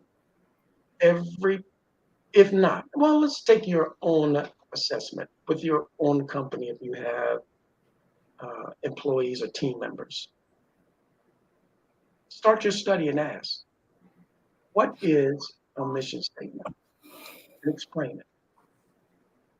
I think about the interviews I've gone in when I was, different jobs. No one ever mentioned the mission statement. A lot of places it's very difficult to even find the mission statement, but it's extremely important to the company because everything is built upon it. And we want that. We want to ignite our team. We want to engage our team. We want to excite our team because we understand when we engage, we excite, we ignite our team, the mental attitude goes up as far as those team members engaged in their work. And if they're engaged in their work, they're going to be engaged with their external customer. And it goes right back to the formula. Mental attitude is one of the segments of the formula, one of the elements of the formula. The quality of the service, that's another element of that formula. We're all trying to lean toward increased compensation. And it goes all the way back down to the mission statement. The mission statement driving engagement, driving the ignitement level, and then driving the excitement level. And if they're excited, we're excited, things grow. In sports, when there's excitement, it's very seldom do you have a really excited team and they lose. And track and field, when I ran track and field, if you want to run faster, it's relaxed. And you're excited about what you're doing. So you get engaged. You ignite, you excite, and you grow your company. And it all starts with the foundation, the mission statement. And it starts with why? Why did you go to work? Was it just for a check? Why your team come to work? Is it just for a check? It needs to be more. And we as leaders, we help our team members gain more. Yes. Yes. I'm sorry, Ms. Carter. Listen, no, I think it's key when you talked about people's missions, because a lot of people, I find, at being in business, don't revisit the mission enough to keep the cohesiveness with the team members. I'm building a different level of teams right now, and I'm telling you, I appreciate what you just said about the balcony view of leadership. Looking at the quality of leadership, we look at it, but I think sometimes because of the hustle and bustle of life that we forget about, even just acknowledging the goodness of the leadership that is within those who are part of our team, because they help to make our businesses work so well together when we have the quality of team that we know how to nurture. I have meetings every single week because I know how important it is. But embracing the leader within, talk a little bit more about embracing that leader within. Yeah, embracing that leader within is our capabilities, because that's what's driving us. That leader within is our strengths. We are all born with certain strengths. Unfortunately, we don't tend to try to figure them out to be able to articulate them. A couple of mine, of course, is achiever. I must achieve something every day. I understand that. So when I'm engaged in work, I must achieve something every day. Another one of my strengths, education. I must learn something every day.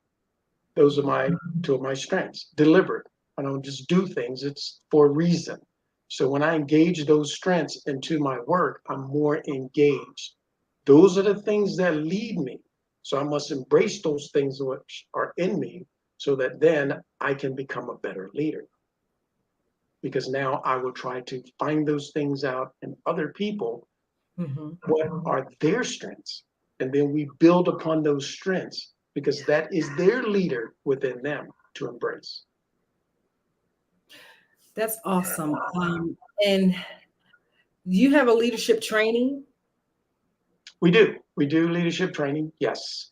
And with our leadership training, it's really hands-on, a lot of hands-on.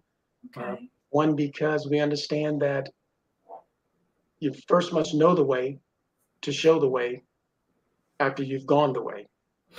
And we understand that our team members know the way because we're there with them, shoulder to shoulder. And a lot of times, unfortunately, leaders aren't. And a lot of times we'll say, well, we don't have enough time. We have to find the time because, again, we're building the team.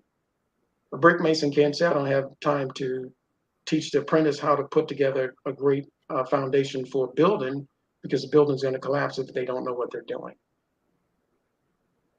And we get in and we basically help companies improve their internal engagement, which also helps their external engagement, which is how their team members engage with their customer. But first, how do the leadership engage with their employees? People don't tend to leave companies, they leave bosses.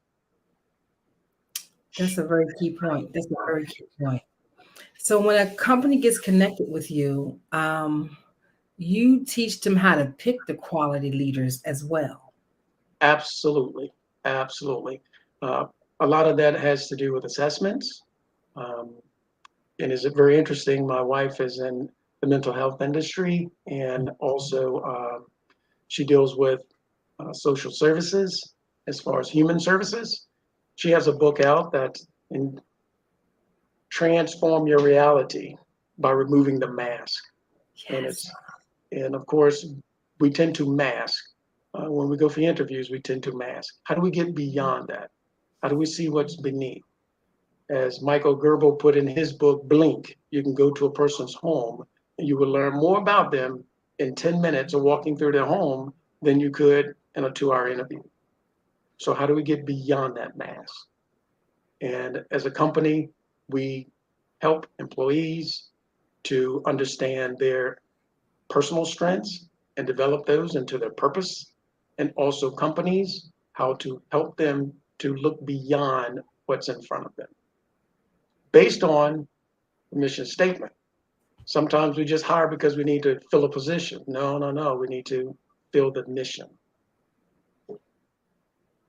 That is so well stated. And I've had the pleasure of working with your wife, so I know she's phenomenal with taking off the mask and the different layers of mask that we carry from the interview. You know what I mean? Showing up who we really are, who we think we really are, right? And then getting to the time where 3 months down the line, you don't have any coping skills. Another 3 months down the line, the certain skill level that you have, it's time to level up. You know what I mean? So exactly. Training that is needed in leadership is so key, as you know, Mr. Virgil, because a lot of people are not able to step outside and look at themselves from their leadership, leadership skills, and don't always realize that the leadership skill set that you had 2 years ago is not going to make the cut right now. The leadership skills you had prior to the pandemic is not going to work right now during post-pandemic, going into something new, So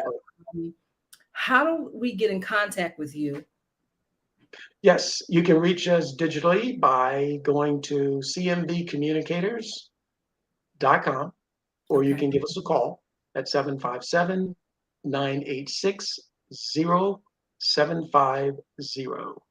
And that's 757-986-0750. Awesome. So just before we close, just one more quick question. When a person comes to you, what's the path that you take them through initially? And I'll give you an example. If a company comes to you and they're in the startup stages, and they may just have themselves and maybe an assistant, what's the phase that they get to go through from the beginning? Just to kind of give us a little understanding, because I know a lot of the entrepreneurs listening right now, some of them in startup stages, some of them are definitely well on their way and have built their teams, but it'll make no difference what level you're at. We need to have qualitative leadership happening within the company. Exactly. So we first look at an assessment, like you said, 1 or 2 employees, to see that basically they work together innately as a team. Also, as far as the projections of goals, where you are now and what your projected goals are. And back to the mission statement, how is everything you're doing now, where there's only 2 of you, based on the mission statement? And we know it's based on the mission statement because you can quote it. Because every single thing you do, let's go to a book, and of course you can get it. It's called Start With Why by Simon Sinek. Everything starts with why. Does both employees understand why they're in business and what they're trying to accomplish? And looking at the equation, I'm looking at what they already have in place. They have their business. They're looking to make compensation. What service are they providing? What's the quality of that service? What is the quantity of that service? Mm-hmm. And then, of course, we call in if they have contacts to see what that engagement is like. If you call me on the phone and I'm representing my business, the first contact is that phone call. And you're going to assess a lot about my company based on that call. If you engage with us electronically, you're going to start formulating opinions based on how we engage with you. So we're looking at how that company is established, what they're trying to accomplish based on their why, based on their mission statement. And then everything is based upon that. And it's different. It depends on the company. Some companies are delivering products. Some companies are engaging with people. So it's a little bit different based on what they're supplying. Do you find that a business plan is definitely required? Do you help people build a business plan? Absolutely. A business plan to a business is a game plan to a team. I doubt if there are any NFL teams that come in on Sunday and they don't have a game plan. Mm-hmm. They have several, because if this doesn't work, we're going to do that. And if they do this, then we're going to do that. And the same thing with a business. That is the game plan for the business. Awesome. I just rewrote my business plan, I think, for the 6th time because, it grows. You know what I mean? You visit it and you see that you've checked off some boxes and you've accomplished some things, but it's progressive, and I don't think a lot of people fully understand what you just explained so very well. You have to have a game plan. A business plan is a game plan. If you don't have a game plan, how do you have qualitative leadership? It's back to the same thing. Yeah. Exactly. How do you get from point A to point B if you're traveling on vacation and you don't have a plan? I mean, that's GPS. That's basically your GPS for your business. Where you are versus where you're trying to get to is your business plan. Absolutely.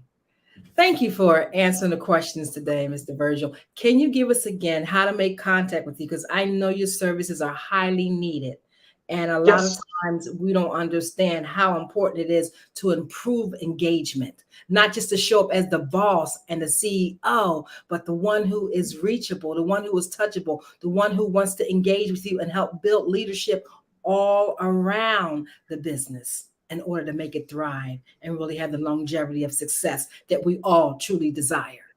Exactly. To engage with us, you can reach us at cmvcommunicators.com. You can also call us directly and speak to us, and that is 757-986-0750. And that is so important what you spoke about, absolutely important, because with a two-person business, that is the foundation of that business, and everything goes in whatever direction based on those two. Awesome. Thank you so much. And tell your wife I said hello. And it's such a pleasure to meet you online. Thank you for all that you do as well. Genius is coming. You're welcome. And I'll see you on the other side. Thank you. You're welcome. The Black Business Expo's mission is to raise funds for high school seniors going to college or K-12 entrepreneurs. This expo is a fundraiser for students. You may now go to www.blackbusinessexpousa.com to donate to the scholarship fund or use the Cash App that's on the screen now. Here it is, $BBXUSA.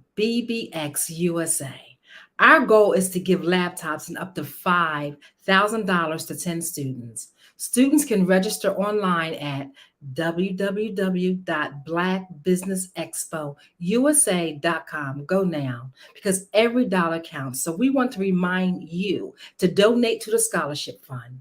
We want to thank our Black Business Expo USA sponsors for August of 2023.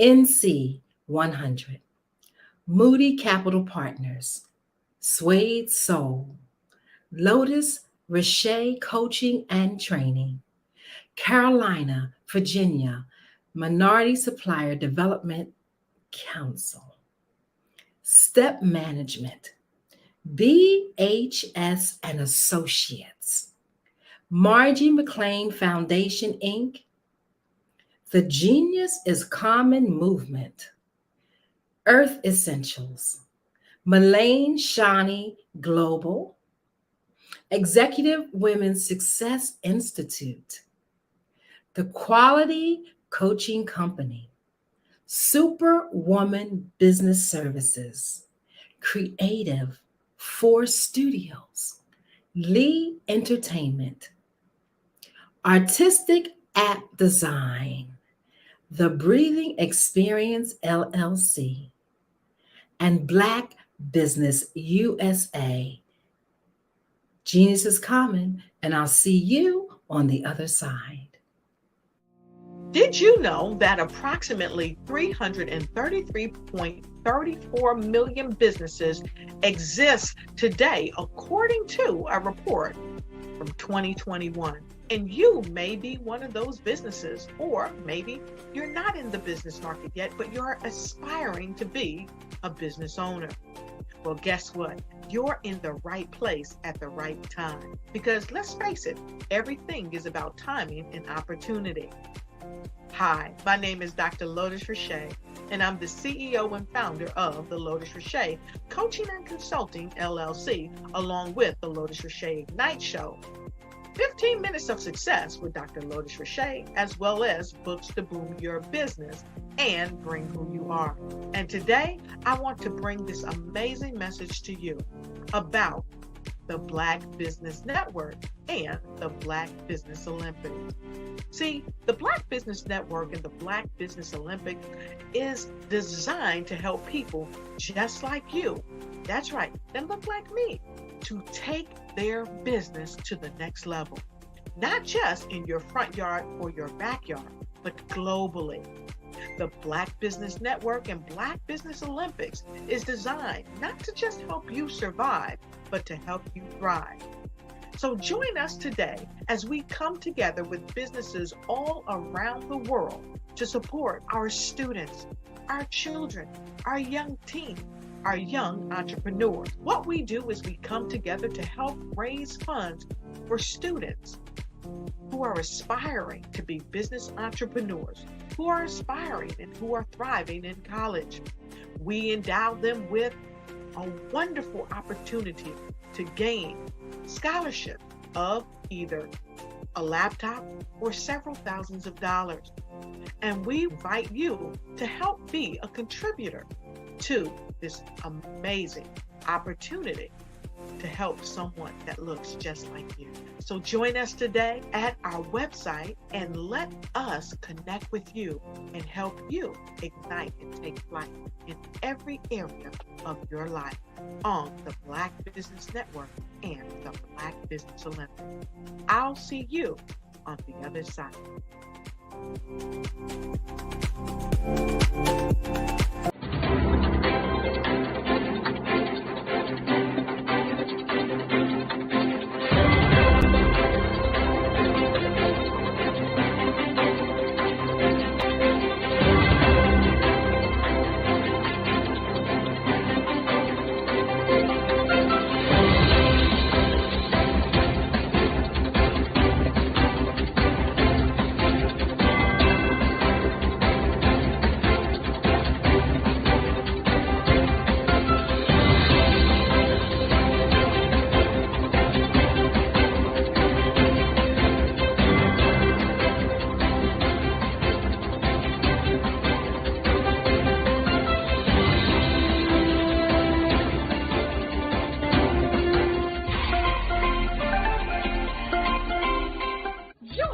Dr. Eric Kelly III and a host of phenomenal speakers from all around the globe for this 7-day virtual event that you don't want to miss.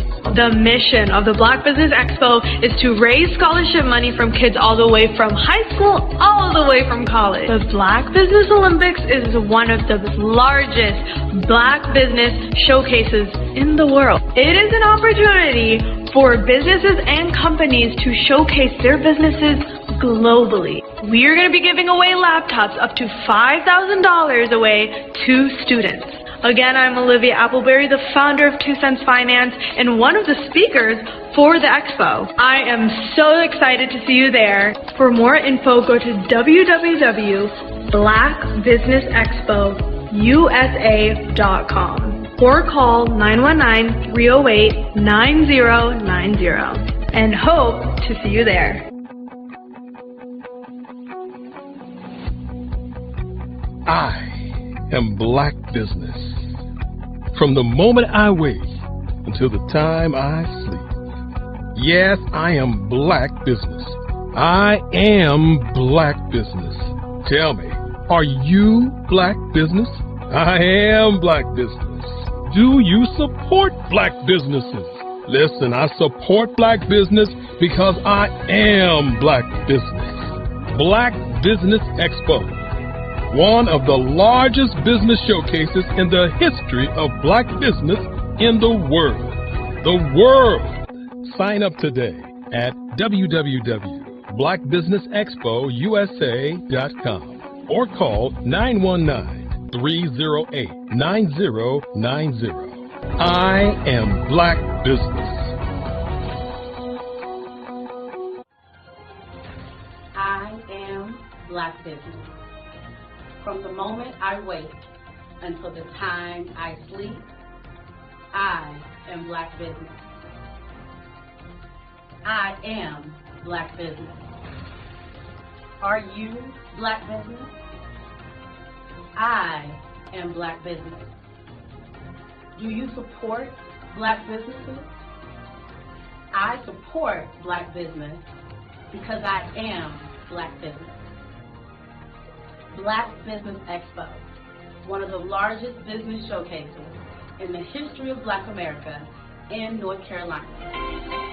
Join Dr. Eric Kelly III and a host of phenomenal speakers from all around the globe for this 7-day virtual event that you don't want to miss.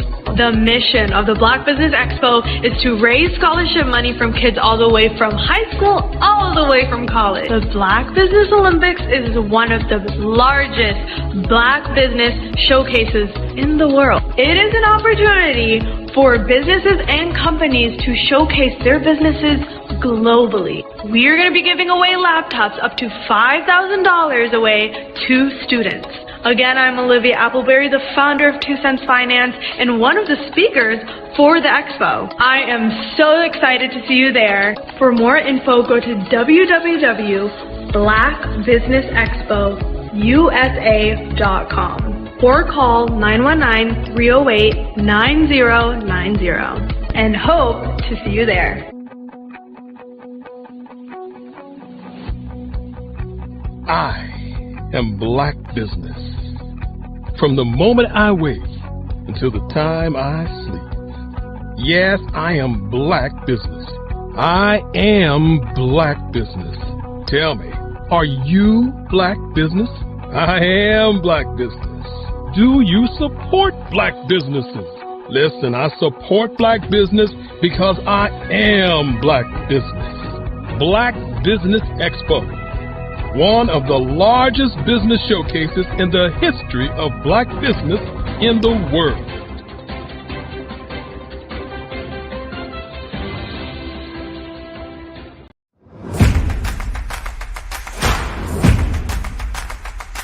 Ladies, if you're a person who continually pours out, you won't want to miss this upcoming event. October 13, 14, and 15 at the Holiday Inn and Suites in Ocean City, Maryland, where we have a power-packed lineup of ladies who are going to pour into you. If you need to increase your impact, your influence, and your income, this is the event for you. Don't miss the power of sisterhood. These ladies coming from around the world to network and connect with you. Don't miss it. How do you get the information? Glad you asked. Go to barbarahsmith.com and click the link. All the details there. Don't miss Sisters Inspire Sisters to Advance, October 13, 14, 15 at the beautiful Holiday Inn and Suites in Ocean City, Maryland. What you know and I know together can change the world. I want to see you there.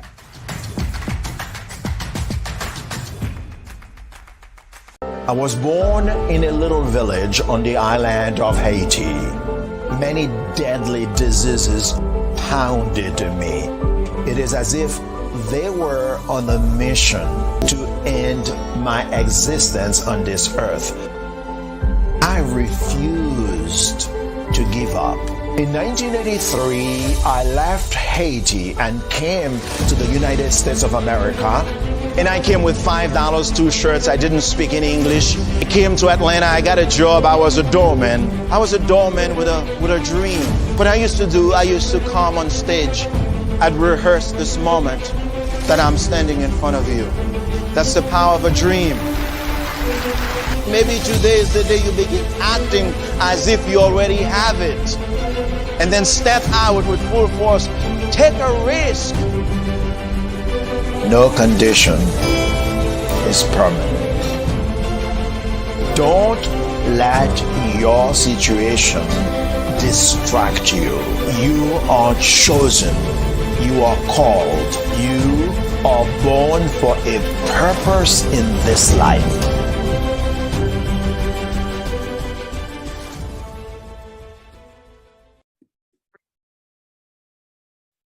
Hello, I'm Dr. Madeline Ann Lewis, President and CEO of the Executive Women's Success Institute. And my genius is helping women accelerate the path to success. You know, I was blessed to have strong women in my life who encouraged, motivated, and pushed me to do my best and to never even think about giving up on my dreams.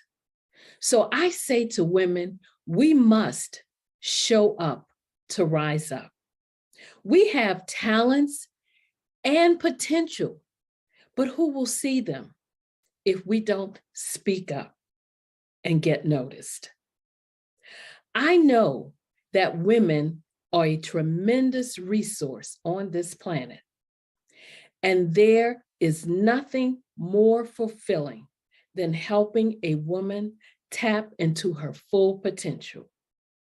I do this because I want to be a part of helping as many women as I can to show up, to rise up.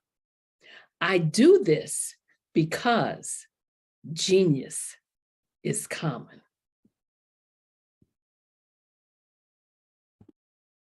As women, you and I will contribute more to our organizations, more to our families, and more to our communities. When we show up to rise up, everyone wins.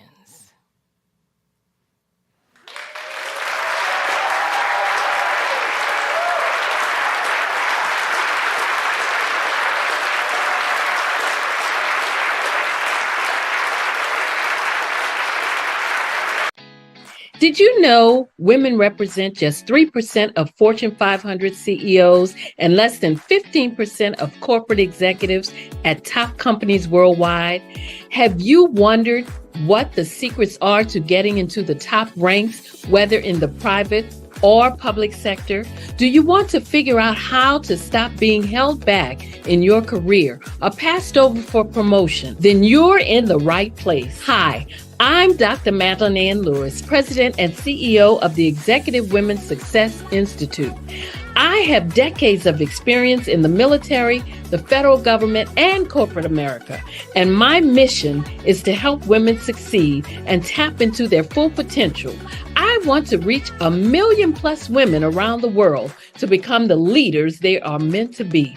So if you want to move into a management or executive level position, or maybe you are a female veteran transitioning out of the military into business entrepreneurship, then reach out to the Executive Women's Success Institute at 301-693-3284. Let us get you on the fast track to success.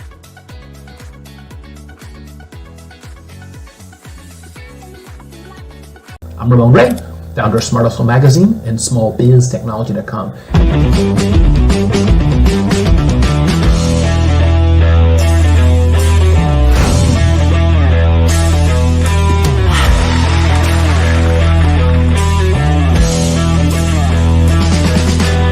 You're here today to celebrate small business success. Stand up on your feet. You rocked the house. It was amazing. Didn't we learn? For me, success comes from failure. One thing not to do is shake somebody's hand like this.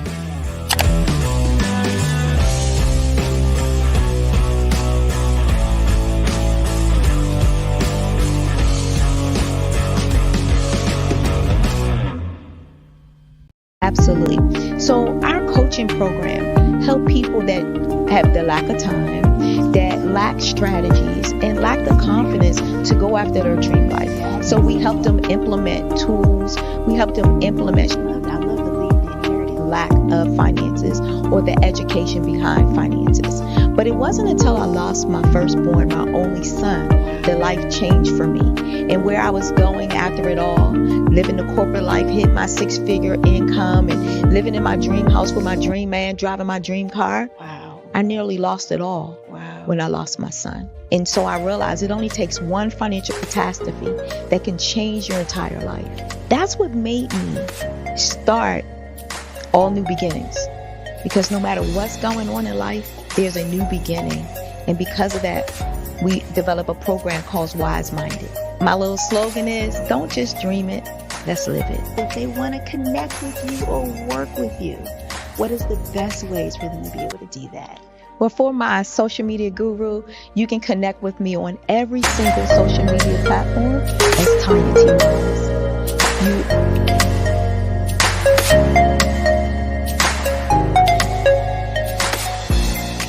The The Black Business Expo's mission is to raise funds for high school seniors going to college or K through 12 entrepreneurs. This expo is a fundraiser for students. Please, you may go to www.blackbusinessexpousa.com to donate to the scholarship fund or use the Cash App at $BBXUSA. Our goal is to give laptops and up to $5,000 to 10 students. Students can register online at www.blackbusinessexpousa.com. Every dollar counts. Please donate to the Black Business Expo USA Scholarship Fund.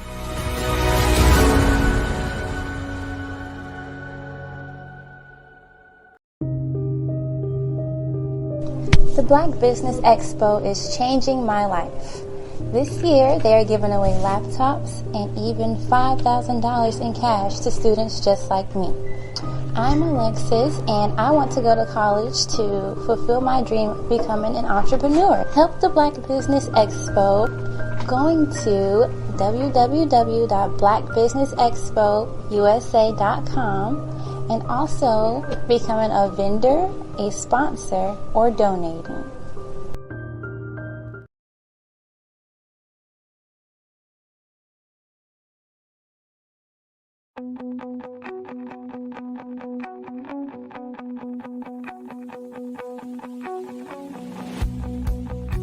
I am Black business. From the moment I wake until the time I sleep. Yes, I am Black business. I am Black business. Tell me, are you Black business? I am Black business. Do you support Black businesses? Listen, I support Black business because I am Black business. Black Business Expo, one of the largest business showcases in the history of Black business in the world. The world! Sign up today at www.blackbusinessexpousa.com or call 919-308-9090. I am Black business.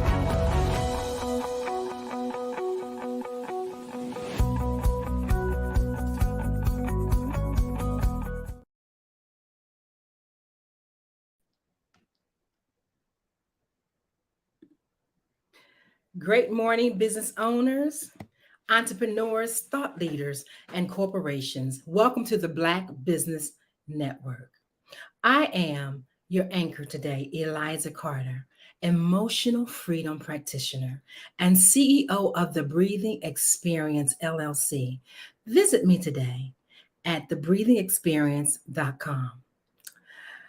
Black Business Network is a 24-hour network showcasing Black businesses, business owners, entrepreneurs, and thought leaders worldwide. We have speakers from North Carolina, London, Singapore, Africa, Japan, and cities all over the United States. The Black Business Network is a global community sharing its business knowledge to empower, to inspire, and to educate businesses about business. Our next dynamic speakers are: one, Miss Janet Butler is a native of Ivor, Virginia.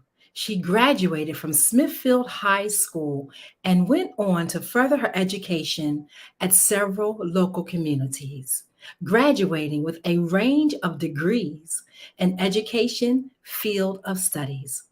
Ms. Butler is an accomplished self-publisher, author, poet writer, educator, and public speaker. She walked on one raise and has been published in local and out-of-state newspapers for her professional accomplishments in education as an author and small business owner. She has the pleasure and honor to share the screen with Bruce George of Def Poetry Jam, and has worked alongside many other wonderfully talented and creative professionals. She enjoys motivating and inspiring others to see longevity, but to think in the now. And our next dynamic speaker with her is Jara Clark, a mother of 2 boys.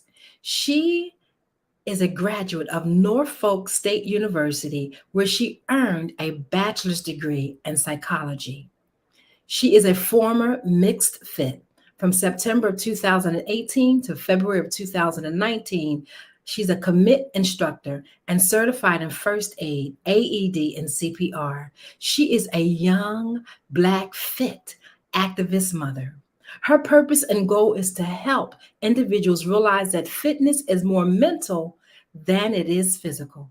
Because Jara is also a writer, she used her gift to get the message across. And this is where BEATHE, Breathe, was born.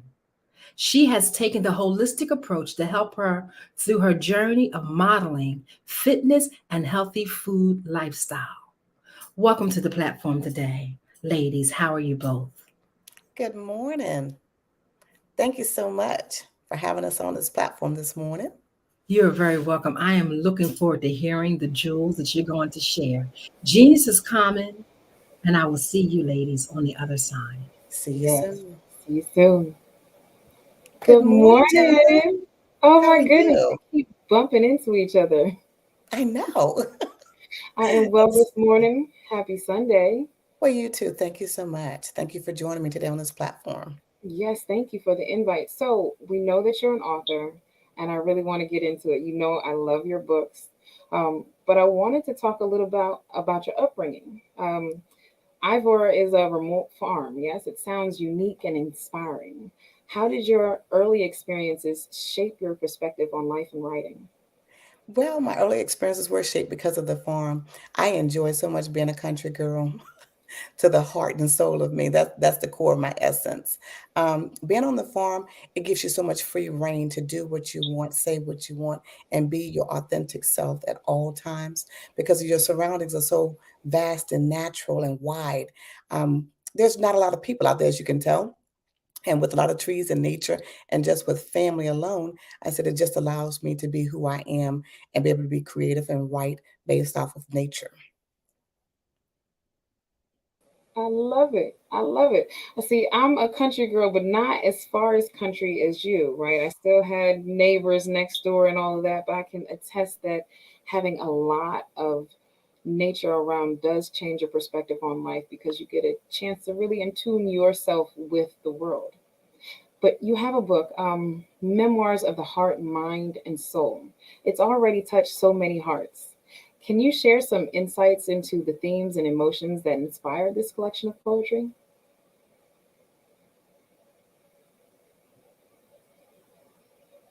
Uh-oh.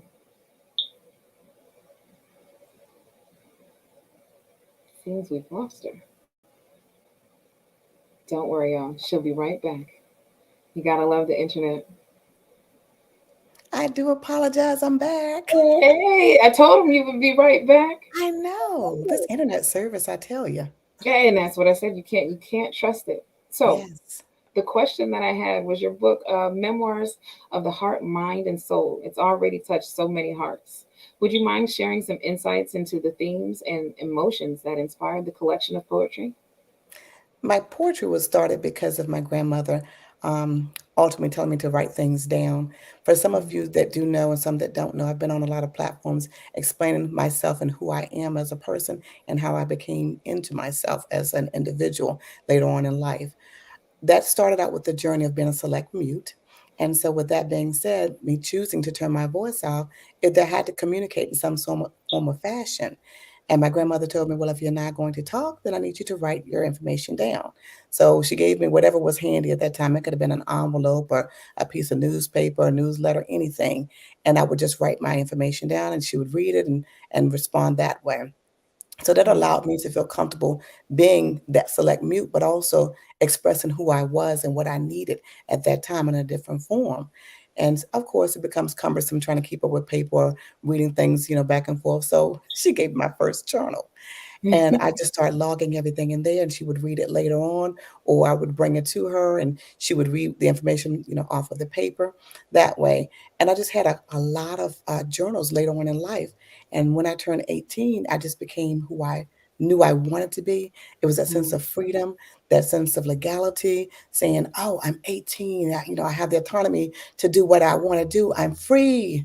So those kind of things come to mind very quickly. You're reining back in. Of course, you had to go by law with a lot Right. of things. But just as an individual, I found myself writing a lot more and understanding what words actually meant and how it felt, how I felt as a person to release those things onto paper. I would voice a lot of things. So a lot of things didn't even get on paper because I would speak to myself in my own private times or just say it out loud, or if I'm talking to a person with with the conversation, some things I just can't jot down at that particular time, but I Right. just enjoy the journey. But there's one poem about the remote farm that I just love, and this one is titled, it's in my very first book, it's titled, All in a Day's Work, Glory in the Morning, for it's a new day. Happy to see the sunrise, hearing the roosters crowing, waking me up to start my day. I spring to my feet, scuffle to the bathroom to splash water on my face. I feed the cows and take their milk. I feed the hens and take their eggs. Pick fruit from vines and trees, grapes, tomatoes, berries, apples, oranges, and cherries, filling baskets with nature's treats. Shuck the corn, pulling from the ground potatoes, tomatoes, carrots, and onions, all in a day's work. And that's usually how we started our days. And especially on the weekend, it was no exception. Still at the crack of dawn, we'd get up. Because grandmother used to always say, ain't no rooster in the hen house like the one on the fence. And and that saying was because at the crack of dawn, your day begins when that sun comes around the horizon. You have all day to get so much done. Even though there are 24 hours in a day, you have at least 12 to 15 hours a day that there's something that you can do to be productive. That's correct. Oh my goodness. So, one, thank you for sharing that poem with us. It was phenomenal. And as an avid reader, you can see the books behind me. I love kids' books because of the vernacular that is typically used in them. It's higher than what maybe the children are used to, but that I've always said is because of the fact that the adult is supposed to inform the child, hey, this word means this, and your writing was just so whimsical as a kid. Like I can see you getting up, and I love the word scuffle because you're not really running, but you're not walking, you're getting there quickly as possible. It sounds very childlike. I can hear the youth and the innocence in your writing in that. I enjoy getting up in the morning. I still get up early in the morning and I think about my grandmother and grandfather and my dad, how we got up on the farm all the time. I have this internal alarm clock. No matter what time I need to get up, I'm up. And I'm usually never late. And when I am, that bothers me because I like to be there early to prepare. I don't like to be rushed. I want to make sure there's time for error and there's time to correct those errors. So for me, getting up is not a problem and then enjoying the entire day. Yes, and those words that you were talking about, using the word scuffle, because that's how you feel in the morning. You're happy to get up, but you're dragging because you just don't have that mojo. People have to get that coffee going. Me, I just got to get the engine warm. So for me, I Right. take my time, going around the house like I told you before, open up the blinds, let the sun come in and enjoying that moment. Go to the front room and open those blinds and look out at the cars that left the parking lot. And here I am still here, kind of like you say, scuffling around and getting things done before I leave out because my day starts the moment that I get up, but I cannot leave my house in disarray or disorder because that leaves clutter in my mind for the day. I absolutely love that you said that is a lesson that I'm trying to impart on my children. A little bit of balance because sometimes you can leave the dishes in the sink. It's okay. It's not going Mhm. to hurt anybody. However, you shouldn't make a habit of leaving the dishes in the sink because then that's poor practice. I absolutely love that. And now you mentioned earlier about how you were a selective mute, and I find it very interesting that that is a commonality amongst women. Um, Maya Angelou was one. I'm not going to name a bunch because Maya Angelou is my favorite. Um, Yes.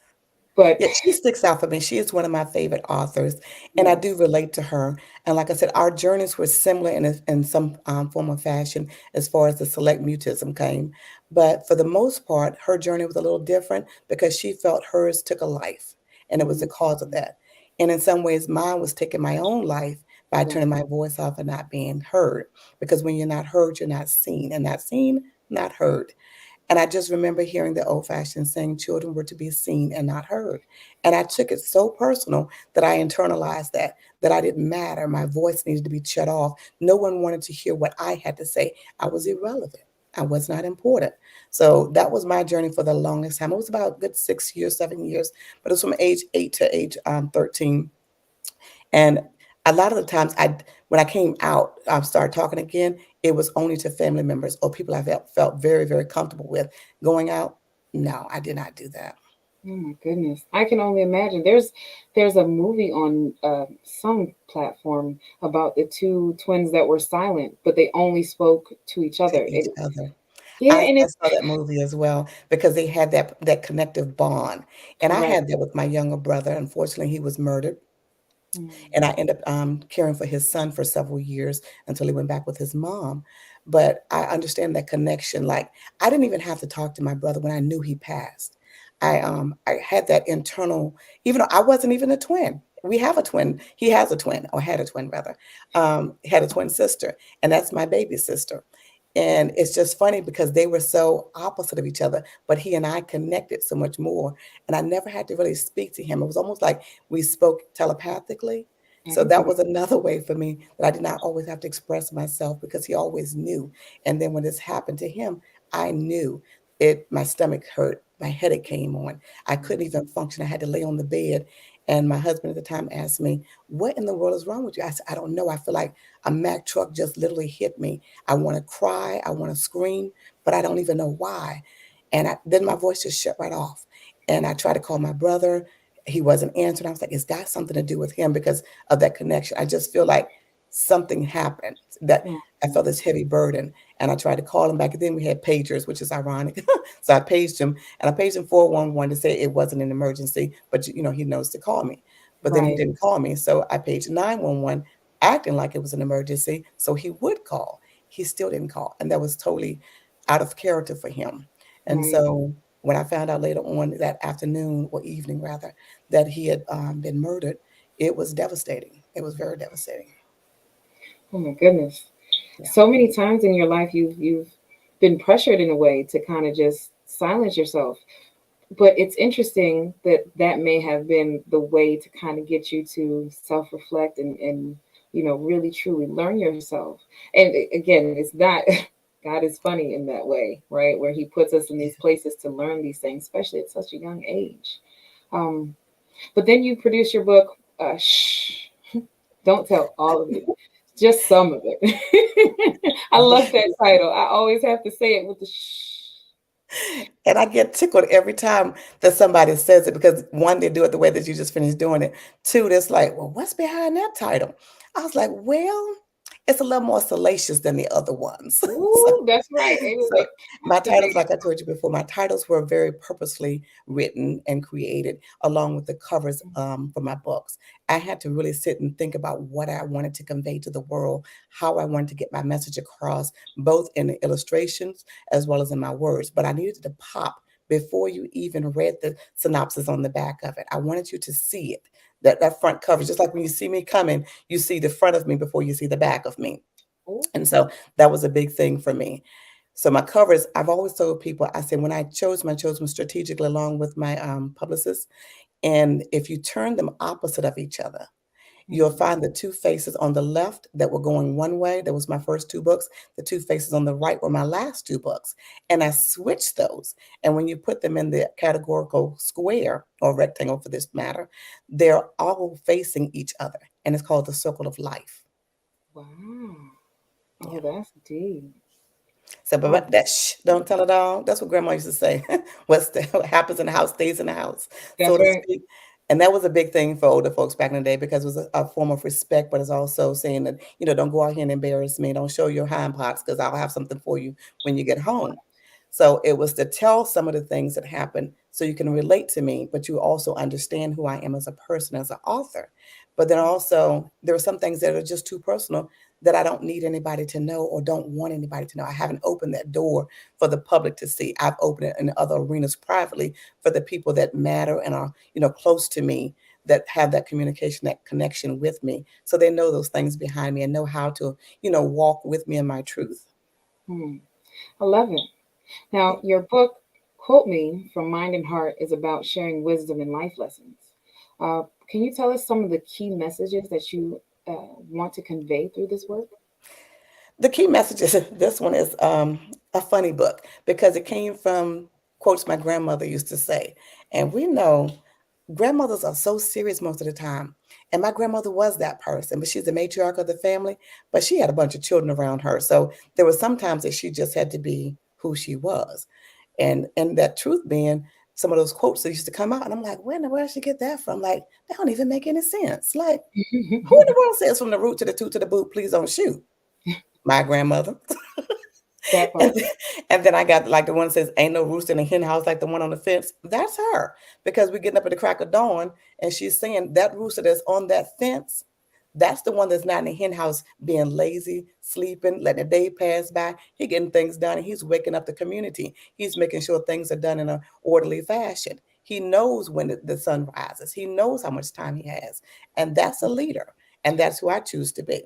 Oh, I love that. And see, I love that it's correlated with time because I teach my kids that Malcolm X told men, right, specifically, they should value their time the most. And that's why he wore a watch. So I always tell my son, is know your time, not because it's, time is irrelevant technically, but your presence matters. So you got to be where you're supposed to be on time because we need you. Absolutely. To me, it's a sign of respect. Respect me, respect my time, because I'm giving that time to you. I've set it aside. People are always talking about how busy they are. You're never too busy to make time for things that are purposeful and intentional for you. But when it's for you and about you, you'll always find a way. But when it's about somebody else, they put you by the wayside. So you have to respect you enough to say, look, my time is too precious and too valuable for me to be wasting it or setting it aside to give you this amount of time and I could be doing something a little more productive.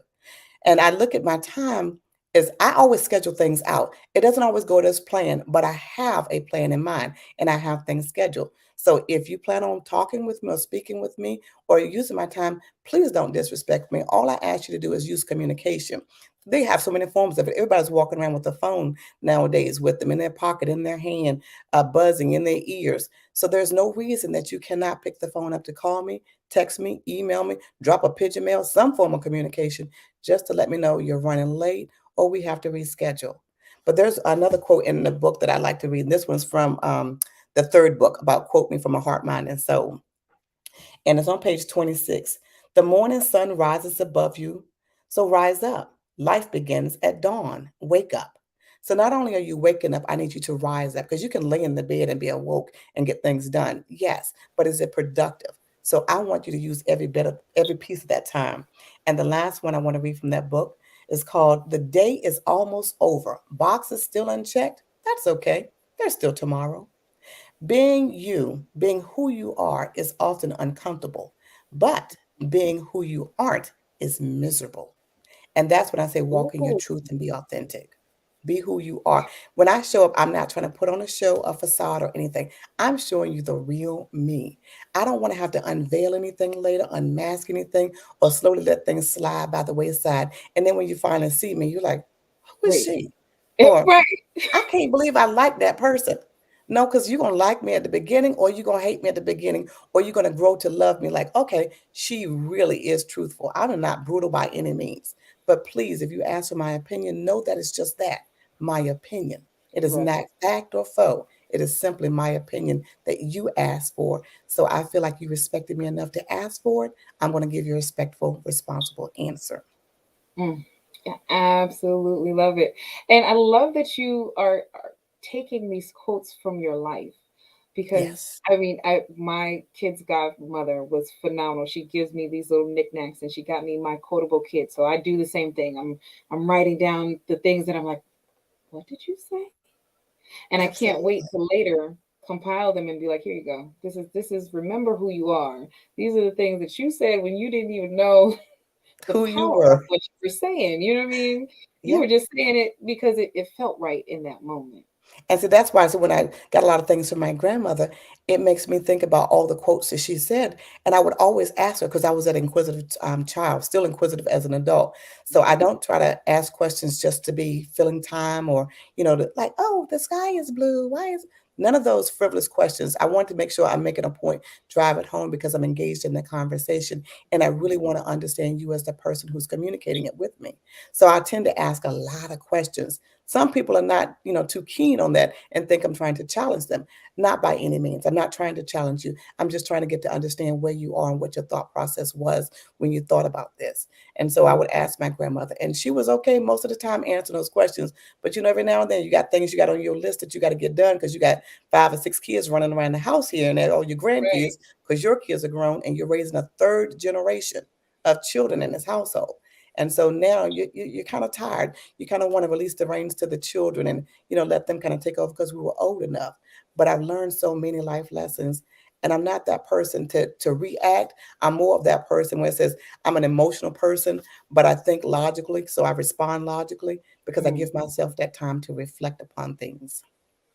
And I think those attributes, right? You as a phenomenal listener, an active listener, an engaged participant makes you a great educator. And you've had extensive experience as an educator. How would you say your role in education influences your approach to writing the themes that you explore in your books? It's interesting because I met a lady about 3 or 4 years ago. Two, matter of fact, two that have influenced in such a different way. One gave me the life lessons and saying, remember, you can't change the person. So you either meet them where they are and accept them for who they are, or you have to move a different way because it's not meeting your needs. And I just kind of like, no, no, no, I'm good. But I really had to come home and really think about it. And I called her later on that evening and I told her, I said, you know what? I said, you are so right. Like I'm giving and giving and giving, but it's not being appreciated or reciprocated. What part am I missing? I'm missing the part where I'm trying to give so much that I'm overlooking the part the person doesn't appreciate it, doesn't know how to. And can I meet that person where they are? And at that time, no, because I can't accept anything less. I can't accept anything that's subpar. And for education, I met another young lady who I was reading an email one day. And I was all to pieces about this email because I'm like all in my emotions. Like I said, I don't react and I don't respond to it. I'm just all in my feelings. And I was like, oh my God, like I don't even know my job. I'm not doing this. I'm not. So I took it all very personal. So I took it to this person because I knew this is another authentic person in my life that I can get the truth from. She's not going to sugarcoat it. She's going to give me a straight shooter. It's going to be what it is. So she sat me down. She's like, tell me more. And I'm like, I just told you, I read it. She's like, no, tell me more. How are you feeling? I said, I told you how I felt. I'm all the pieces, blah, blah, blah. I'm going all these details. She said, yes. Okay. So now you've had that to get it out. You've got it out your system. And I'm thinking, no, I haven't. I'm just getting started. But she says, now read the email again, but this time slowly. So I read it slowly. She would stop me at certain points. But to say that is to say this, is that take the emotion out of it. What is this person really trying to convey to you? What is it that they're looking for? What is it that they need from you? And I kept looking and reading and looking and reading. She was like, okay, I'm gonna go ahead on and finish typing this email up and I'm gonna ask you that in just a few more minutes. So think about that. So I'm kind of like ticked, like, okay, now you ignore me and set me up. I gotta respond. But I was like, okay, no, I can't respond because I'm in my emotions. I read the email, I took all the emotion out of it, and I even went to so far as highlighting the key points. And so I told her, and she says, and that's all they need. She said, forget about the rest of it because they couldn't convey it in just those simple terms. They had to give you all of it for you to get the nugget of it. And I said, okay. So every email that I read now and things that I hear, I'm really, really more in tune. So I would say things are life lessons, but I love the people that I surround myself with because even though the lessons are hard, I have to take it. I have to receive it and I have to sit with it. And I just think about it and ponder over it. And I'm definitely an overthinker. So I still have to go back to that person and say, well, I'm looking at it from this point of view and from this lens, this perspective. And they give me a lot of insight. So I enjoy that, even though it's painful. I know I have to go through that process. I love you. You know I'm into fitness. So when you say pain is part of the process, I'm like, yes, yes, Yes, that's right. it It is. doesn't matter where the pain is. It could be mentally, it could be Exactly. emotionally, it could be physically. It is part of the process. Mhm. Everything that we have ever experienced in life says a rainy day will come. It's not Yes. if it's going And to I've come. also known Will you don't always have to prove it. Even though you're right in a lot of situations, or you come. think you're right, and you find the proof to be right, do you even want to be right? Does it really matter? Or is it your happiness that matters? Or even if you gave that person the information and showed them the receipts, as they call them, are they even going to receive that? So is it Right. worth you spending that amount of time on it? So I've chosen to, shift my energy and like, Yes. okay, well, I'm gonna let that go. Let you have that one because I know better. And the other day, I was like, I had a little downfall. So you're going to have some back spirals too. Got That's right. another one of those emails. And I knew I was right because it was in print because I printed it out because it was your email. And I have to print them out so I can have a hard copy to write on. So I'm looking at the document, I'm Oh reading no. it, and it's only like 10 words. So it's not that hard and complex. Right. And I highlighted and I was like, okay, I'm sorry. I said, I don't mean to bother you with this email. And I get the point that I'm not supposed to do this, and I won't do that again. But this part right here, I'm having a hard time with because right here in your email on your card, you said I need to do X, Y, and Z. Did I Mm. not do that? Did I miss that? And the person never responded. So I let Right. it go. I said, you know what? I said, I did my part. I did what I was told to do, what was in writing. And I asked the question for clarification. I have to let it go. And I did. So I can smile again. There you go. I love it. Now, as an author, and you've written 4 books. I'm only on one and a half, right? It's the process. I haven't found that sweet spot. Can you walk us through your creative process when writing poetry? Like, how do you translate those emotions and experiences into a beautiful verse?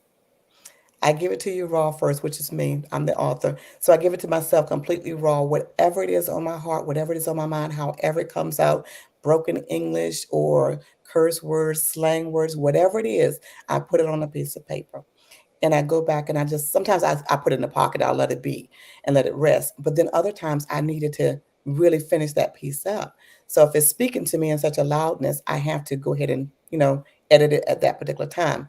And I look at it, I read it for what it was, I mean, in the raw state that it was in, and where do I want to go with this? What message am I trying to convey, and what audience am I trying to, convey that message to? Because your audience does matter. But most of the time, I'm writing for me because it's my form of therapy. So it's my self reflections. And in my last book, when I chose to write it with my brother, my daughter, and my niece, that's when I asked them to give their perspective. Since I was including so many authors, because some of the readers have kind of gained my trust and understand where I'm coming from. But now Right. I have incorporated 3 other individuals who have a different insight or a different perspective. So what are they going to think now with mine having a message, but nobody's understanding their message? So I Oh. wanted them to write their piece of poetry and put a blurb underneath. What was their perspective when they wrote it? What were they feeling? What were they thinking? And it was just a blurb. It could be a quote, whatever they were thinking, whatever they were feeling, but was reflective of that poem that they wrote. Oh, I love that. So, as you see the art in the background, I love attending art and things where there is a person who created something. Because then you, as the observer, we get to come in and look and make our own aspect. But I like to come when the author or the artist is there and actually get to ask them, what was your perspective? What were you thinking when you created this? Because I like to see if I'm right or not. Exactly. I And want to know, see, did that's I right. get it? Yes. And that's the whole thing. You want to get that dialogue going. And that's why I read some of my poetry because I read it in such a way that the person that's listening, the reader or the listener, doesn't receive it the same way as when they wrote it, or I mean, when they read it.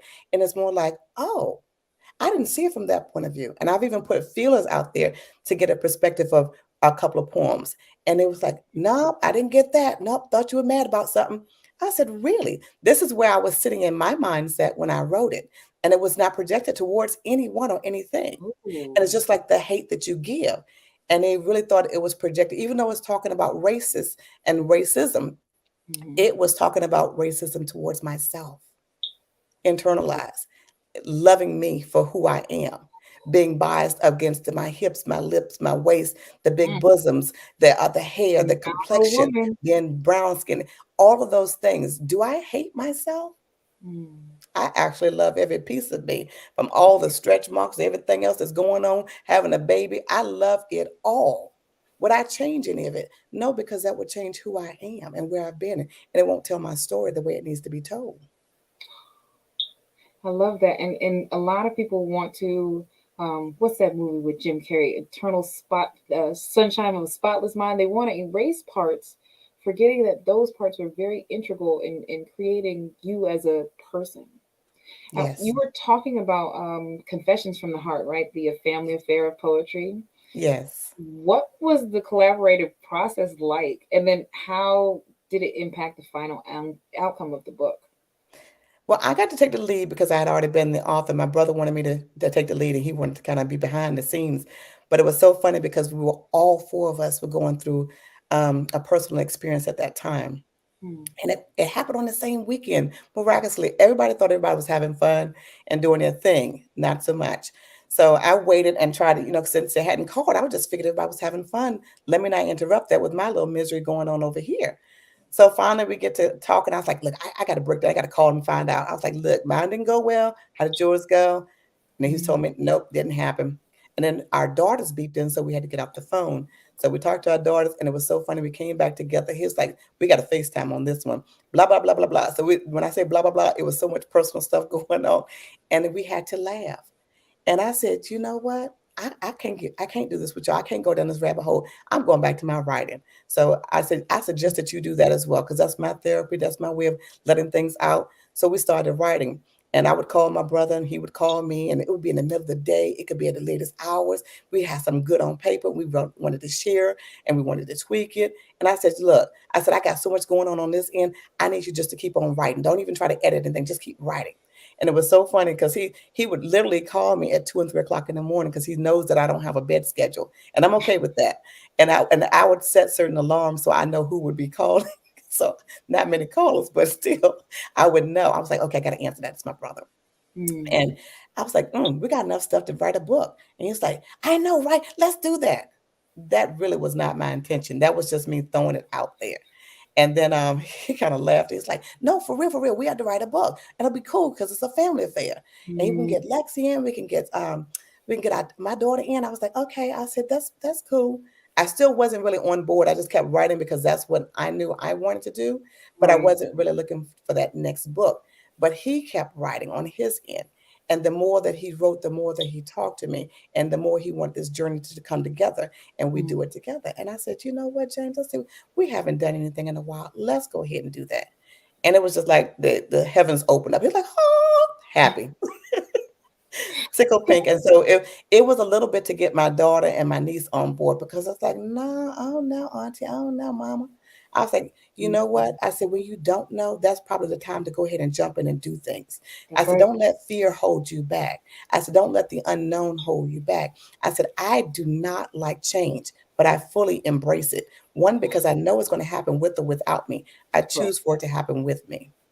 And so that's how Confessions from Our Heart came about, because we had a whole lot of heart talking going on.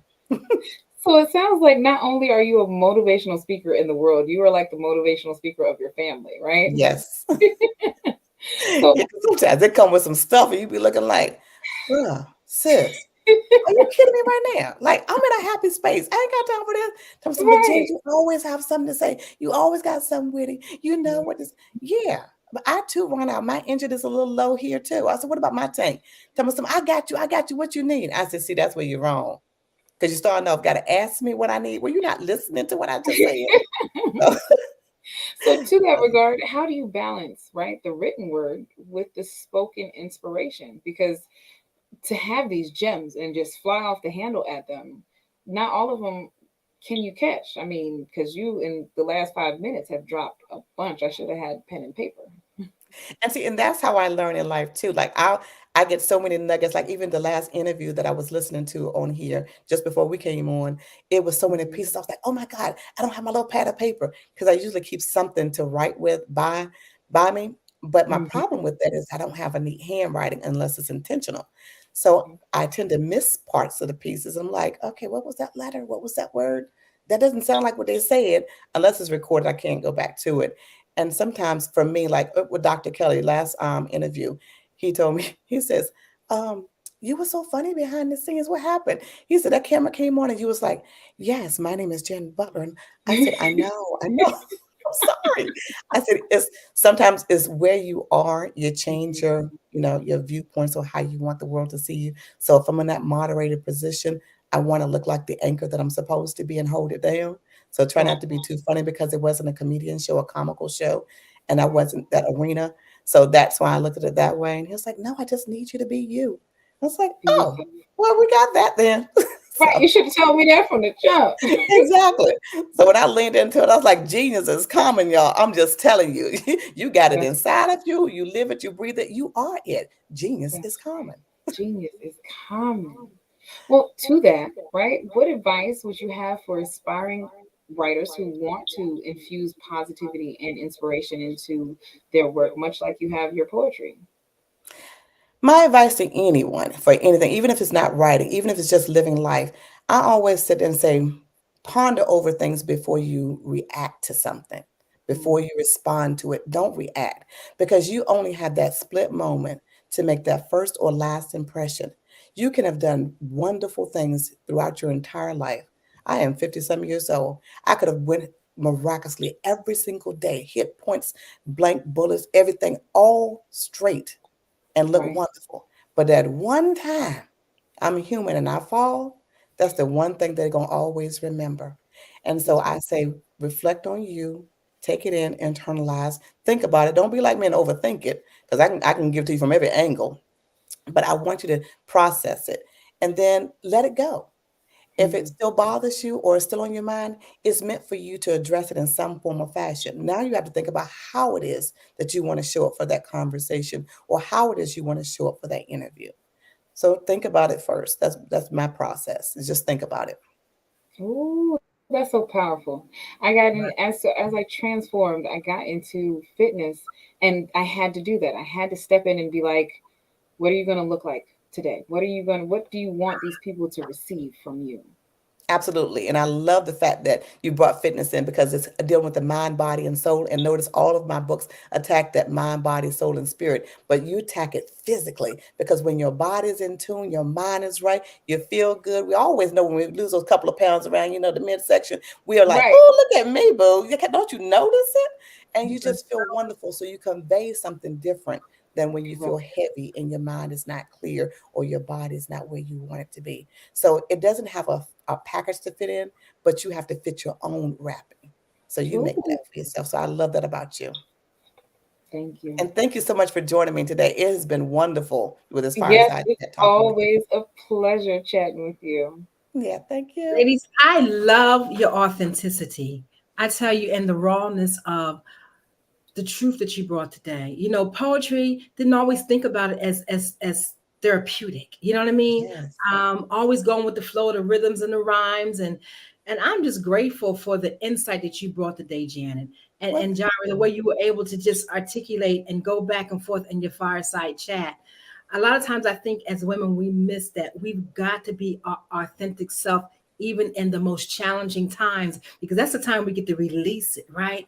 Let it go and get back to our flow. Because anything that keeps us stuck, we don't want it anyway, That's exactly. Sometimes we are stuck, but we know now how to get out of being unstuck. You know what I mean? So I truly, truly appreciate your queendomship that you operated in today. And I can tell this is the flow of your lives. So thank you. And I will be connecting with you both. I thank you for your time. And genius is common. And before I close out, how do we get in contact with both of you before I say that? Well, for me, you can get in touch with me on Facebook, my first name and last name. Well, actually, it's Janet Slade Butler because I use my maiden name as well. And Crafted Right from the Heart. I also have a website for that. And then you can go on Amazon to buy my books at bit.ly, bit.ly / craft, CRAFT, right, WRITE. Nice. Beautiful. And you can find me on most social media platforms. That's Instagram, Facebook, TikTok, and YouTube at Fit Goddess Tribe or Fit Goddess Tribe Mindset, which is the Facebook account.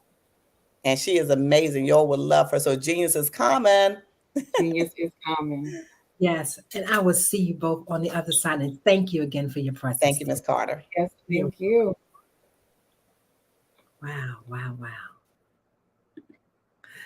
The Black Business Expo's mission is to raise funds for high school seniors going to college or K through 12 entrepreneurs.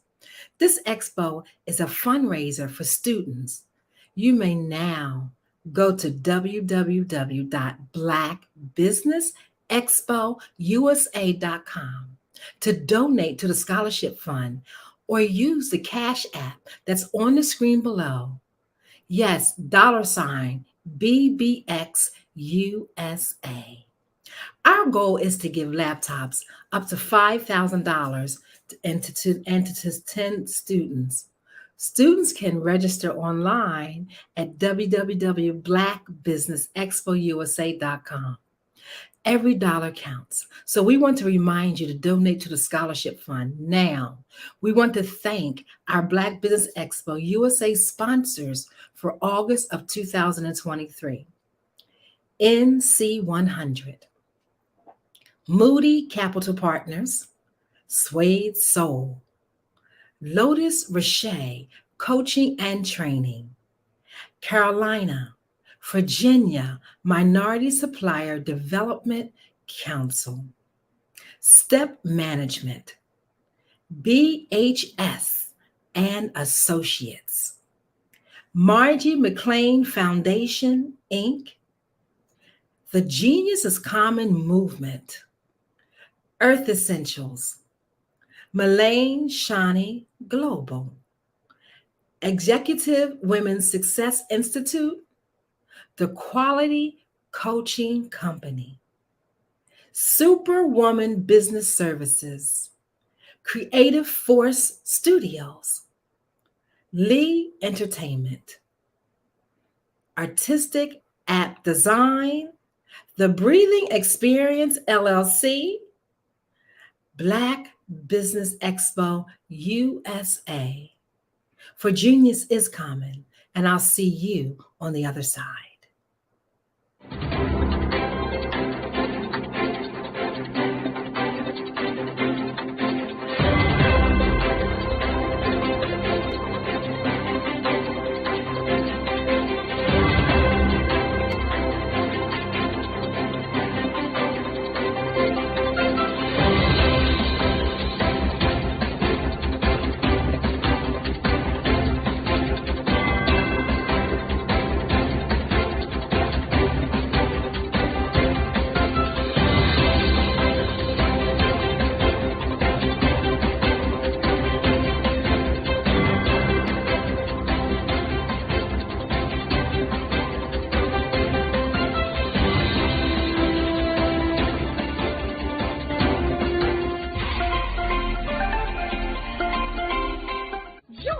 Dr. Eric Kelly III and a host of phenomenal speakers from all around the globe for this 7-day virtual event that you don't want to miss. The mission of the Black Business Expo is to raise scholarship money from kids all the way from high school, all the way from college. The Black Business Olympics is one of the largest Black business showcases in the world. It is an opportunity for businesses and companies to showcase their businesses globally. We are going to be giving away laptops up to $5,000 away to students. Again, I'm Olivia Appleberry, the founder of 2 Cents Finance and one of the speakers for the expo. I am so excited to see you there. For more info, go to www.blackbusinessexpousa.com or call 919-308-9090 and hope to see you there. I am Black business. From the moment I wake until the time I sleep. Yes, I am Black business. I am Black business. Tell me, are you Black business? I am Black business. Do you support black businesses? Listen, I support black business because I am black business. Black Business Expo, one of the largest business showcases in the history of black business in the world. The world! Sign up today at www.blackbusinessexpousa.com or call 919-308-9090. I am black business. I am black business. From the moment I wake until the time I sleep, I am black business. I am black business. Are you black business? I am black business. Do you support black businesses? I support black business because I am black business. Black Business Expo, one of the largest business showcases in the history of Black America in North Carolina. Join Dr. Eric Kelly III and a host of phenomenal speakers from all around the globe for this 7-day virtual event that you don't want to miss. The mission of the Black Business Expo is to raise scholarship money from kids all the way from high school, all the way from college. The Black Business Olympics is one of the largest black business showcases in the world. It is an opportunity for businesses and companies to showcase their businesses globally. We are going to be giving away laptops up to $5,000 away to students. Again, I'm Olivia Appleberry, the founder of 2 Cents Finance and one of the speakers for the expo. I am so excited to see you there. For more info, go to www.blackbusinessexpousa.com or call 919-308-9090 and hope to see you there. I am black business. From the moment I wake until the time I sleep. Yes, I am black business. I am black business. Tell me, are you black business? I am black business. Do you support black businesses? Listen, I support black business because I am black business. Black Business Expo, one of the largest business showcases in the history of black business in the world.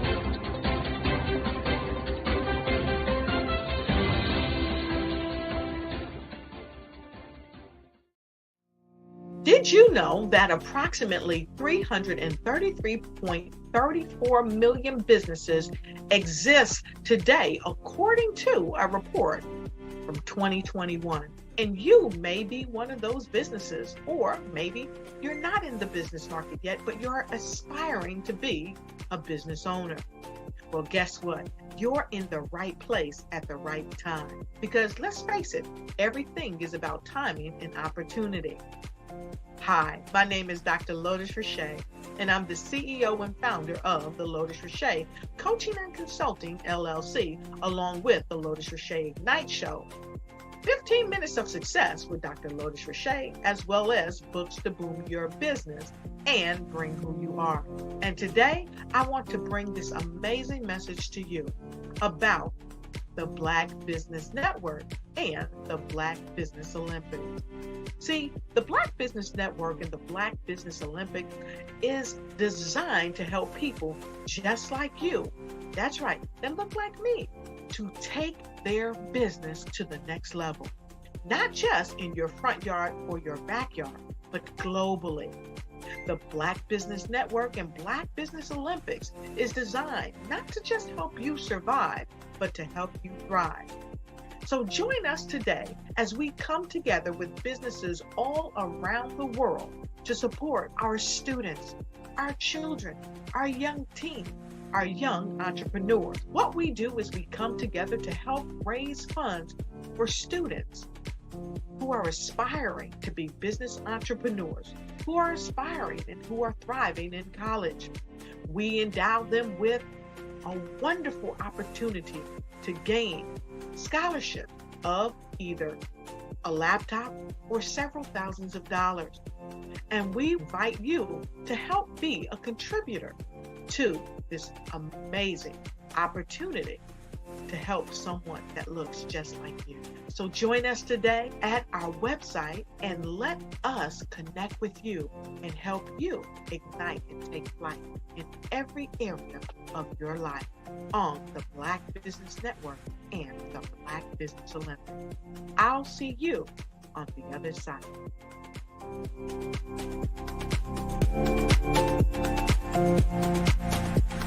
The Black Business Expo's mission is to raise funds for high school seniors going to college or K through 12 entrepreneurs. This expo is a fundraiser for students. Please, you may go to www.blackbusinessexpousa.com to donate to the scholarship fund or use the Cash App at $BBXUSA.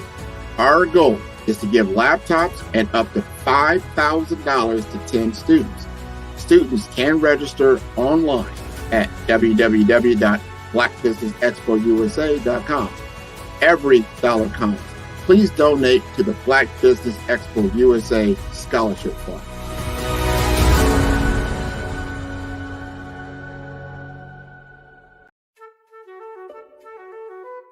This is Dr. Arnold T. Petsworth. He's the owner of Petsworth Vet World, a veterinary clinic in Hopton, Connecticut. His patients include dog, cat, frog, fish, Goldie, dog, and this alpaca. Due to doctor-patient confidentiality, we can't tell you their names. Business at Vet World was steady, and then quarantine hit. Neighbors brought new four-legged friends into their homes.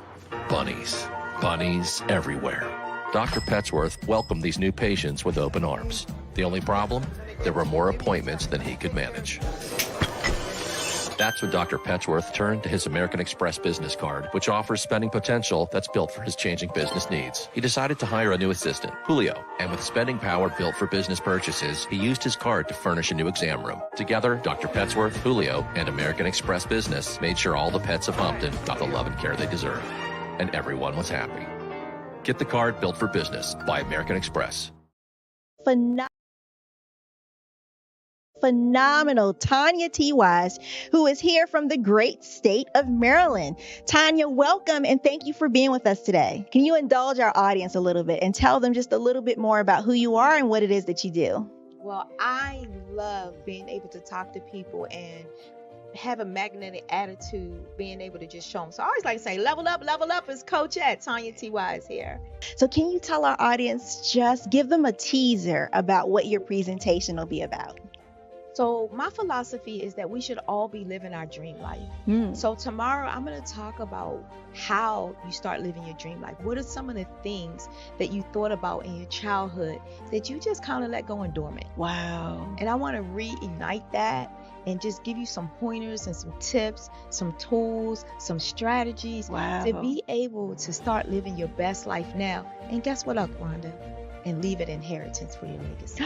Oh my goodness. Okay, I know that's resonating with a lot of people. I've heard that you have a dynamic coaching program. Can you tell us a little bit more about that? Absolutely. So our coaching program help people that have the lack of time, that lack strategies, and lack the confidence to go after their dream life. So we help them implement tools, we help them implement strategies, as well as give them resources so that they can live their best life now and leave that inheritance. Wow. Oh, I love that. I love the leave the inheritance part. Listen, you are dropping some major nuggets, and I know a lot of what you're saying is resonating with a lot of people, but I think we're all curious. How did you even make this transition into the speaking and coaching arena? What's the story behind this? So I started out in finance, and I realized that a lot of people don't necessarily go after their dream life because of the lack of finances or the education behind finances. But it wasn't until I lost my firstborn, my only son, that life changed for me. And where I was going after it all, living the corporate life, hit my 6-figure income and living in my dream house with my dream man, driving my dream car. I nearly lost it all when I lost my son. And so I realized it only takes one financial catastrophe that can change your entire life. That's what made me start all new beginnings. Because no matter what's going on in life, there's a new beginning. And because of that, we develop a program called Wise Minded. My little slogan is, don't just dream it, let's live it. If they want to connect with you or work with you, what is the best ways for them to be able to do that? Well, for my social media guru, you can connect with me on every single social media platform as Tanya T. Wise.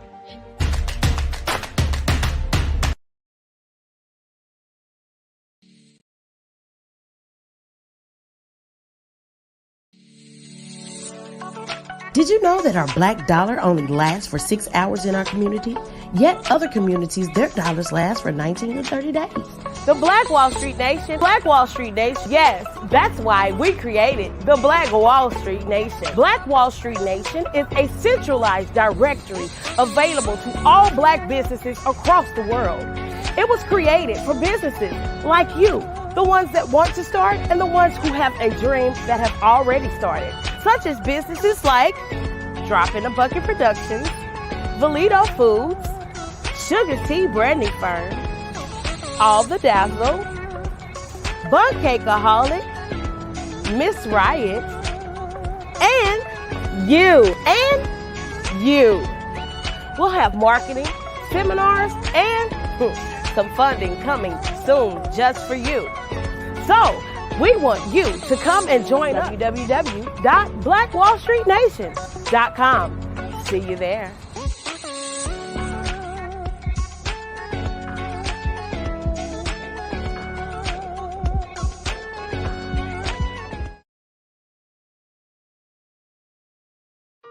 Hello, this is Israel, and I am CEO of Daydreams Interactive and author of Princess Planet. So, genius is common, and as a kid, I loved to daydream. Even as an adult, I loved to daydream. And when my daughter became 6 and loved princess characters, but we just could not find the diversity that showed her, we created our own characters. So, for instance, you have Princess Nulu right here. Princess Nulu is from Uganda, and her genius is that she loves to take care of animals. She can actually even listen and hear what they say. And then we have Princess Isabella right here.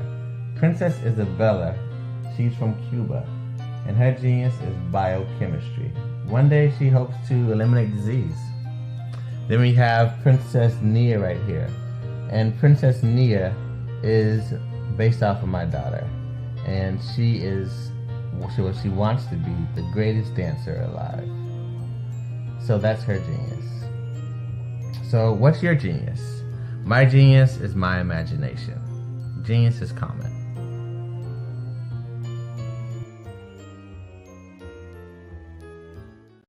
Hey guys, my name is Caden. I'm the CEO of Caden Teaches, and my genius is teaching kids about financial literacy.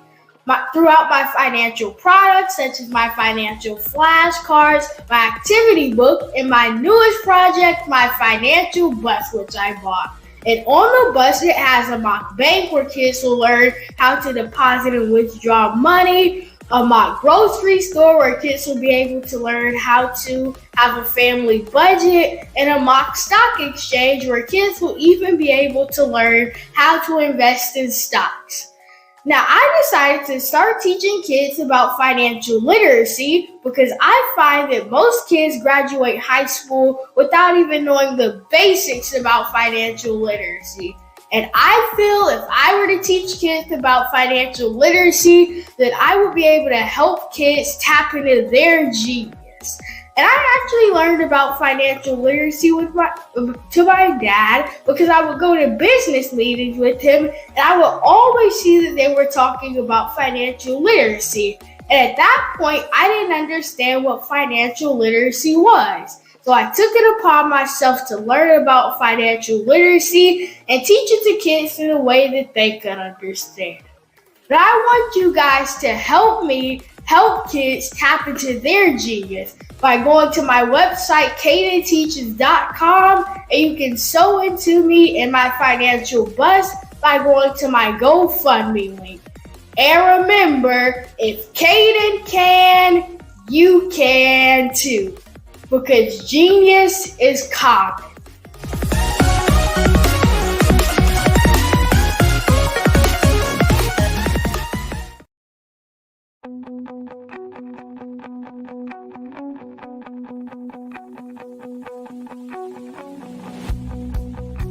I am Black business. From the moment I wake until the time I sleep. Yes, I am Black business. I am Black business. Tell me, are you Black business? I am Black business. Do you support Black businesses? Listen, I support Black business because I am Black business. Black Business Expo, one of the largest business showcases in the history of Black business in the world. The world! Sign up today at www.blackbusinessexpousa.com or call 919-308-9090. I am Black business.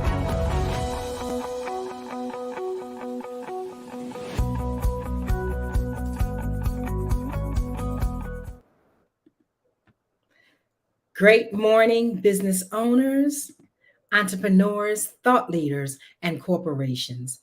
Welcome to the Black Business Network. I am Eliza Carter, known as the Emotional Freedom Practitioner and the CEO of the Breathing Experience.com.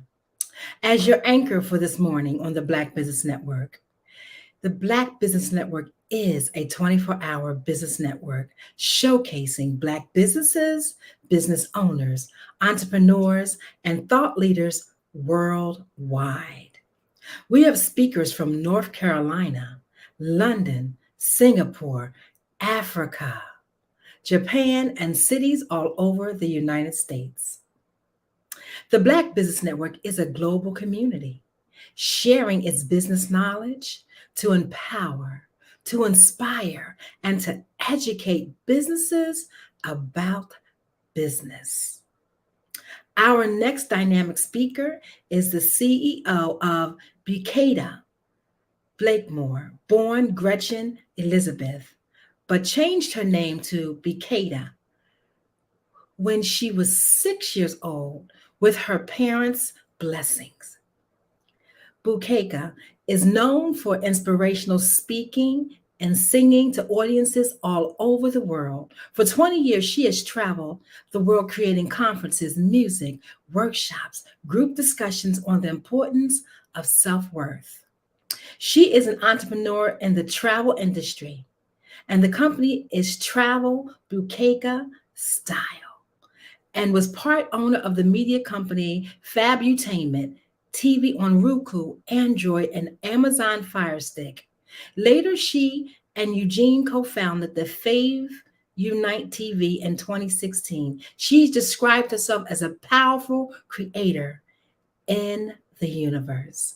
Welcome to the Black Business Network. And how are you today?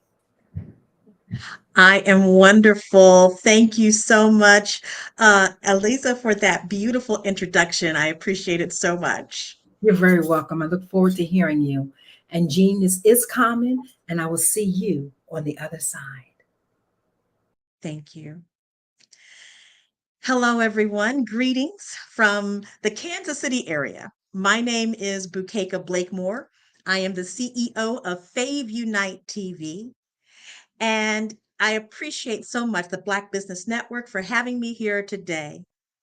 Thank you for creating this amazing platform so that we can actually express and have a place to showcase the genius that is so prevalent in the Black community. So yes, I am the CEO of Fave Unite TV.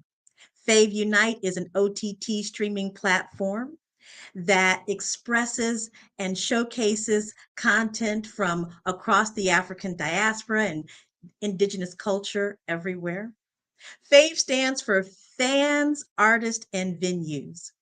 And what we have done is created a unique way for fans to engage in unique content that comes from all over the world. I want to just really get a little personal with you to tell you why this particular platform of streaming exists. So, as noted in the introduction, I am a singer and songwriter, have been for years.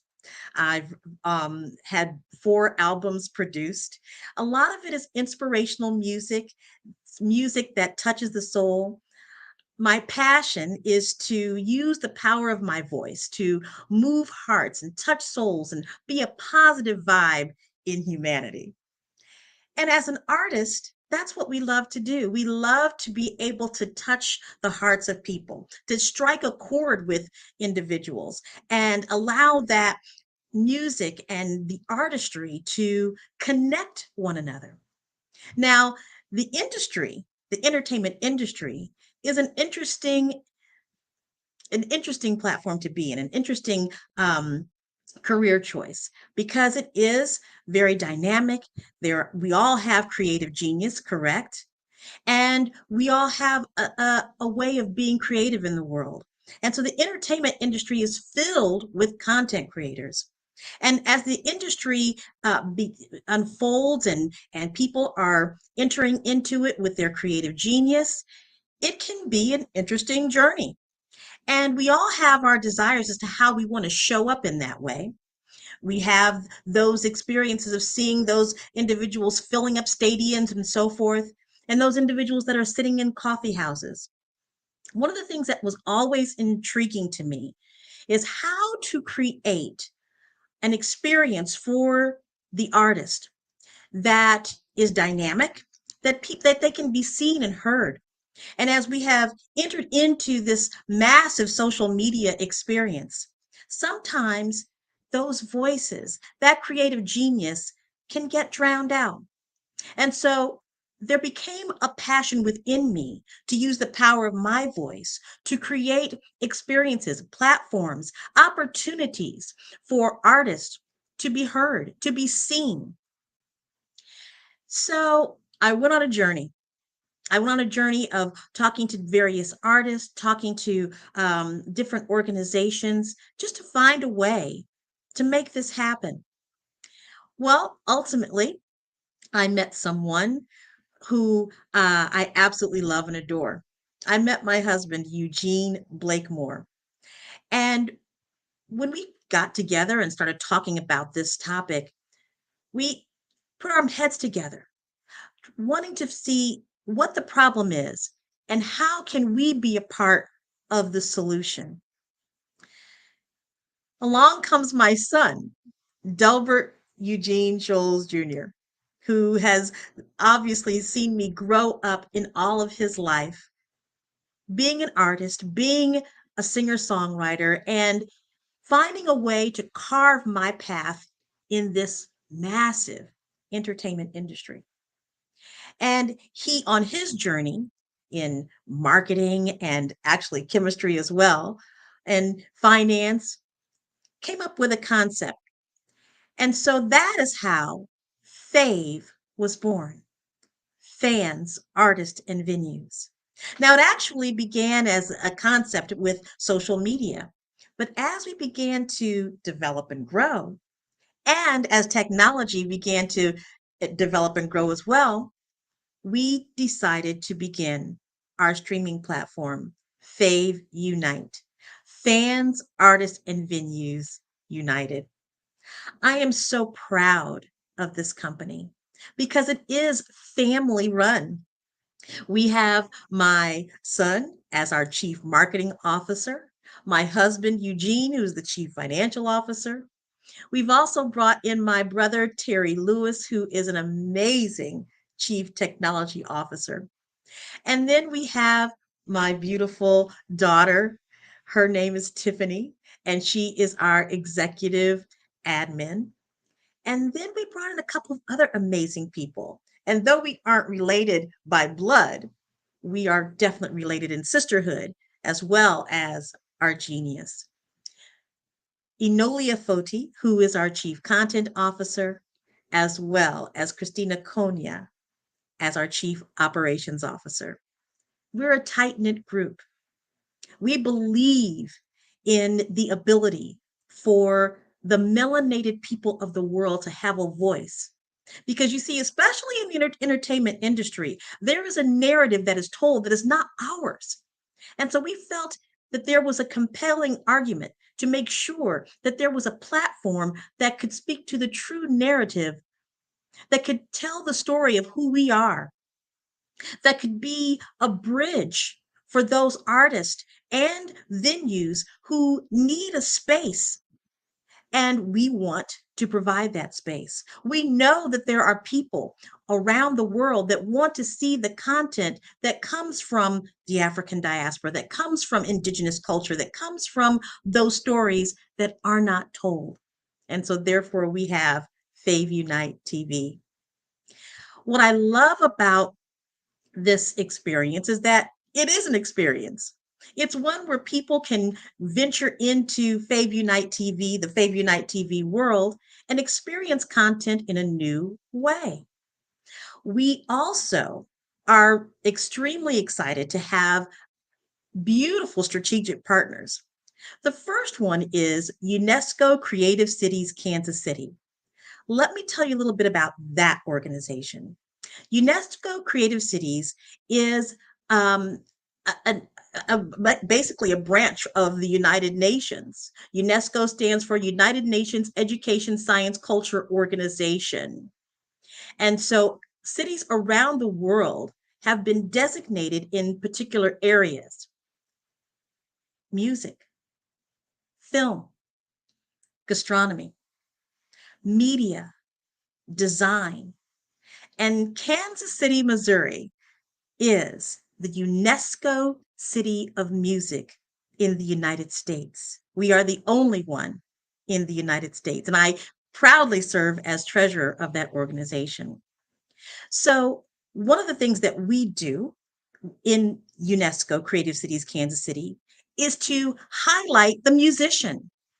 As a city of music, we are focused on we promote all types of music, but Kansas City, of course, has a staple, and that's jazz, one of my favorite types of music to perform. So with this strategic partnership, the content that comes from UNESCO cities around the world of music and others are able to showcase their creative genius on our platform. So when you go to faveunitetv.com, you'll see some of the artists that are reflected in UNESCO Creative Cities of Music Kansas City. Flautist Amber Underwood, pianist Angela Ward, and so many more. We are so excited to have that strategic partnership on Fave Unite TV.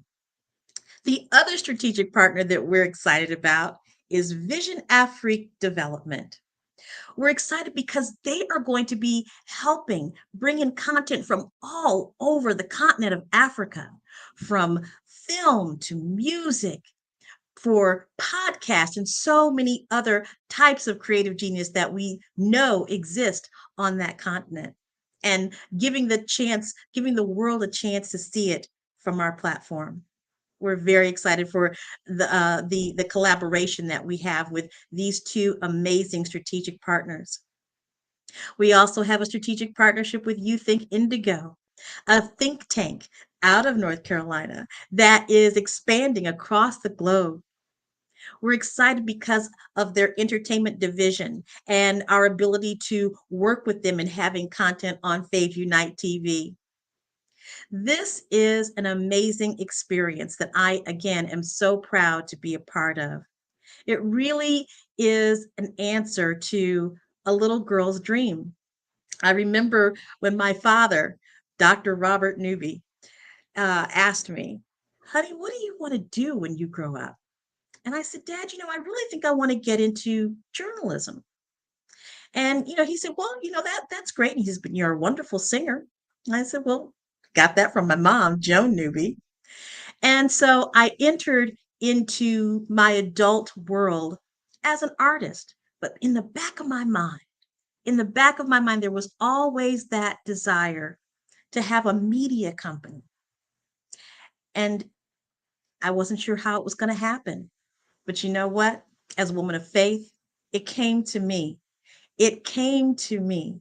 And so, as the ability to begin operating my own streaming platform, my own over the top OTT streaming platform, it came to me. And so, not only am I able to help content creators all around the world live their dreams, trust and believe, I am living mine. You heard in the introduction that a part of my work is as an inspirational and motivational speaker, and the ability to help people understand their worth. One of the things that is very clear to me, and you heard about it, or you kind of got a glimpse of my experience with self-worth entering the entertainment industry. Our self-worth is inherent. You can't take it away. It doesn't leave you, because as a being, you are worthy. And that's the message that I also have on the show, Worthy of Wonderful, which you will see on Fave Unite TV. The ability to know your worth, be anchored in it, and do all that you do from that place of knowing your inherent worth is so critically important. It's important to you as an individual to know that when you wake up in the morning, you are worthy. And when you go to bed at night, you are worthy. And as you stand and live in that sense of worth, you are passing that down generation to generation to generation. Knowing our inherent worth means that we are able to express ourselves in greater ways. It means that we're able to speak more clearly, that our thoughts come from a place of knowing that we are worthy. We are worthy of having a healthy body. We are worthy of being financially free. We are worthy of having the life experience that we desire. We are worthy of living wherever we want to live in the world and being all that we can be while we're here. So, as I step into this experience of being a chief executive officer of Fave Unite TV, I step in knowing my worth, knowing that this concept and this idea is worthy of being, that this concept of bringing people together, fans, artists, and venues in a dynamic atmosphere is worthy of being, because I am worthy of being. The other thing that you may have picked up on is that as a Black woman in business, in the entertainment industry or whatever, that's also a very interesting road. It's interesting because, you see, we are often disenfranchised when it comes to the world of, as you saw in some of the advertisements, that we are disenfranchised when it comes to finances, education, and certainly entrepreneurship. And so it's important as a Black woman that I stand for Black entrepreneurship and that I stand for Black women in entrepreneurship. Because we have something to give, we have something to say, and we have something to market. Our ideas, our concepts, our inventions are extremely important to the world. And it is important that we acknowledge that we have stepped into that world of entrepreneurship, of invention, of business ownership, because we have so many young girls who are looking at us, watching us, wondering how they're going to make their way in the world, whether they are artists, whether they are bakers, whether they are in the world of finance, whatever it is. They need to see us. They need to see us stepping out and stepping into our genius. They need to see us being bold, proactive, creative, industrious, and competitive. So I am very excited to be a Black woman entrepreneur. And I'm excited that there are more and more platforms that give us space to share that information. And that one of those platforms is Fave Unite TV. So I'm going to be really candid with you right now. We are looking for content creators. We are looking for people that are looking for a place to have their works known, for their creative genius to be seen. And so I would invite you to go to faveunitetv.com. That's FAVUNITE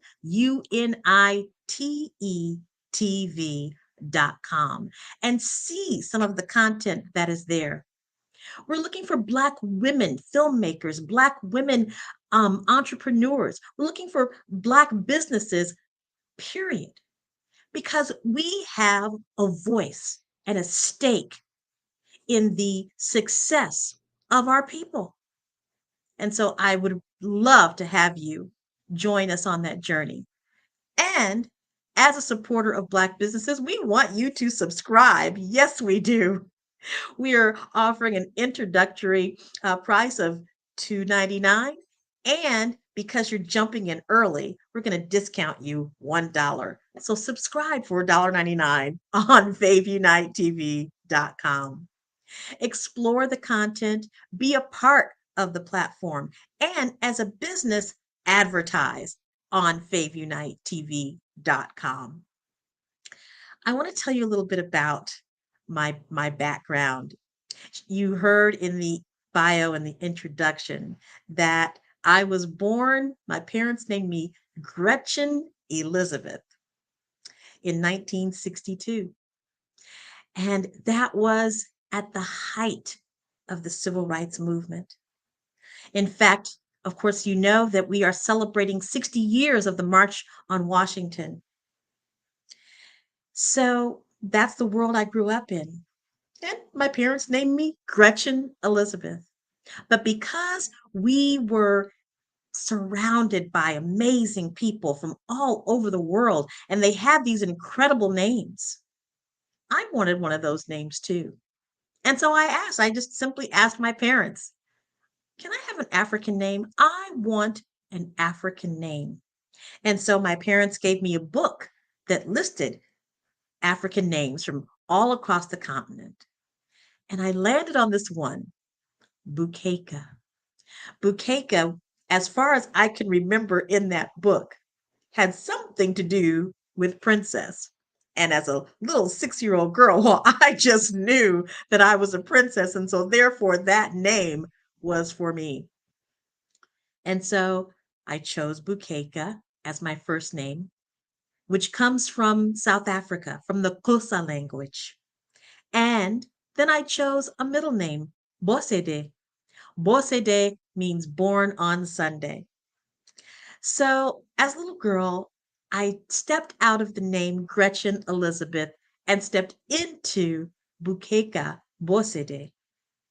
So I really wasn't sure how impactful that was until I became an adult and started telling people that when I was 6 years old, I changed my name from Gretchen Elizabeth to Bukeka Bosede. And that was compelling to so many people that it inspired me to tell the story more and more and more. Eventually, I did travel to South Africa and I met with a group of ministers. We were sitting at a table at the Novalis Ubuntu Center in Cape Town, and each person giving an introduction of themselves. When it came to me, these beautiful smiling faces said, how did you come to have that name?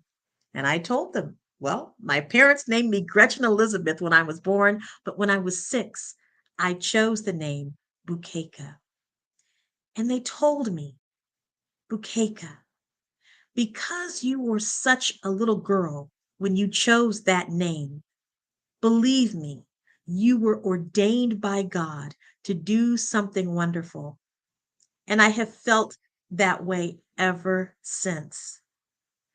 So, as a woman in business, in entertainment, that has grown up in the most powerful time in our history, I bring a certain element to entrepreneurship.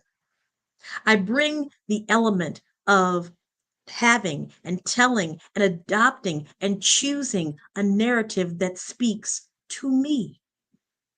I bring to this industry a unique voice of talent, music, entrepreneurship into the world of streaming platforms. And because I have such a magnificent and dynamic team working with me, it all comes to life. It all comes to life in a way that you have not seen before.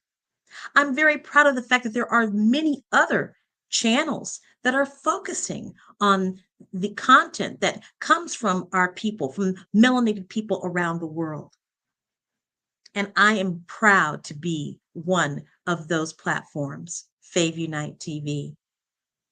You're going to see on that channel all kinds of different content. You're going to see education and inspiration, my dear friend Enolia and her master classes. You're going to see information regarding the indigenous people of Peru from Dr. Linda Tello. You're going to see an amazing artist there by the name of Felix Fury from Vision Afrique Development. And you're going to see an amazing filmmaker by the name of Ronald Dillard Jr., who's brought 4 of his amazing short films to our channel. When We Pray on Them, The Color in Your Eyes, A Monster, as well as Unbrotherly Love. With one of the channels that were categories that I mentioned to you, Vision Afrique Development, I want to say a special hello to Dr. Sebastian Copulande, who is president of Vision Afrique Development, for having a vision to bring this content from all over Africa to come through FaveUniteTV.com, as well as our beautiful, beautiful Queen Mother, Duchess Winfred Chitonga. We are so excited to be working with them, and you're going to see more. You see, it is time, my friends. It is time to subscribe to the narrative of our own. It's time to set our sights for greater ways of being seen in the world on this new frontier of streaming platforms and taking control and taking back our power to express ourselves in our own way. This is an important time in our history because this time in history means that we must have a platform that not only tells our future in technology, in finance, and in other ways, and in particular creative ways as well, but to be able to have a platform that showcases our history, that talks about the things that we have contributed to all areas of the world throughout the diaspora. This is the time. Now is the time to express our true selves to the world so that they know beyond a shadow of a doubt that those of melanated skin have been and always will be an important factor in the expression of humanity. My passion is to use the power of my voice, again, to be a positive vibe in humanity, to use the power of my voice to express love, joy, peace, and harmony, and to use the power of my voice to be a way that people can connect to one another. So, how do you get onto FaveUniteTV.com? Well, you first need to go to the site, FaveUniteTV.com. And then you're going to see various ways in which you can see content. First of all, we offer a way for you to browse through the content and just see what's available. You're going to see that under the preview in the menu, and you'll go to browse. There's also ways that you'll be able to see specific things that are coming through from different parts of the world in our screening room. And then, as you described, when you describe to Fave Unite TV with your $1.99, you're going to be able to see other content that is not necessarily available on the open to everyone and browse section. We're going to be having dynamic events and places for you as content creators to showcase your content. One of the things that I think is very important for content creators to know on Fave Unite TV is that we take it upon ourselves to make sure that wherever we are, you are too. So we're here to help you get yourself exposed in all different types of ways. Now, there are lots of content creators out there that have millions of followers, lots of viewers, and they're doing a great job of monetizing themselves on different platforms. And then there are those content creators who have a few pieces that maybe don't have that, haven't reached that level of viewership and fans. And so we're here to help you do that. Of course, we're here for everyone, for those that have millions of viewers, as well as for those that just have a few. Because again, this is about bringing everyone together. This is about bringing the fans, the artists, and the venues together. Now, as a venue, Fave Unite is a venue itself, but so is Vision Afrique Development, and so is UNESCO Creative Cities Kansas City. So therefore, you can have your platform on FaveUniteTV.com and show the content that comes in from your amazing organization. We pride ourselves on being able to work with you and determine what is it exactly that you need as a venue, as an artist. We already know that the fan wants to see unique and creative content from all over the world, so we've got that. But we want to make sure that those businesses, those entrepreneurs, for the products that you have and the missions and the visions that you have, also find a way on FaveUniteTV.com. So I invite you to contact us. You can go to our website, FaveUniteTV.com. You can email us at info@FaveUniteTV.com. This is an amazing way to contribute to and participate in the expression of the narrative that is coming from our community. It is a beautiful way to see all kinds of different content from around the world that expresses who we are in humanity. I think one of the things that we find that's a little bit challenging in this world of streaming is that there is a lot to offer, and we see the big ones as the go-to, right? I mean, I'm just going to say it. Everybody thinks that, well, I need to, all the filmmakers and so forth. And well, if I can get my work on Netflix, if I can get my work on Hulu, if I can get my work on these major platforms, wouldn't I be a success? Well, let me tell you something. There is a place that wants your content, that wants your films, that wants your music videos, that wants to bring you to a place where you can meet your fan up front. And that place is FaveUniteTV.com. So we are a platform for success. And what we want to do is we want to be that bar. We want to say, for this type of content, this is where I want to be. I want to have my content on FaveUniteTV.com because it is a representation of who I am as an artist and as an entrepreneur. And that's important. Because what happens is if you discount what a Black streaming channel has to offer by making these others very, very well-known platforms as the standard, then what are you saying about yourself?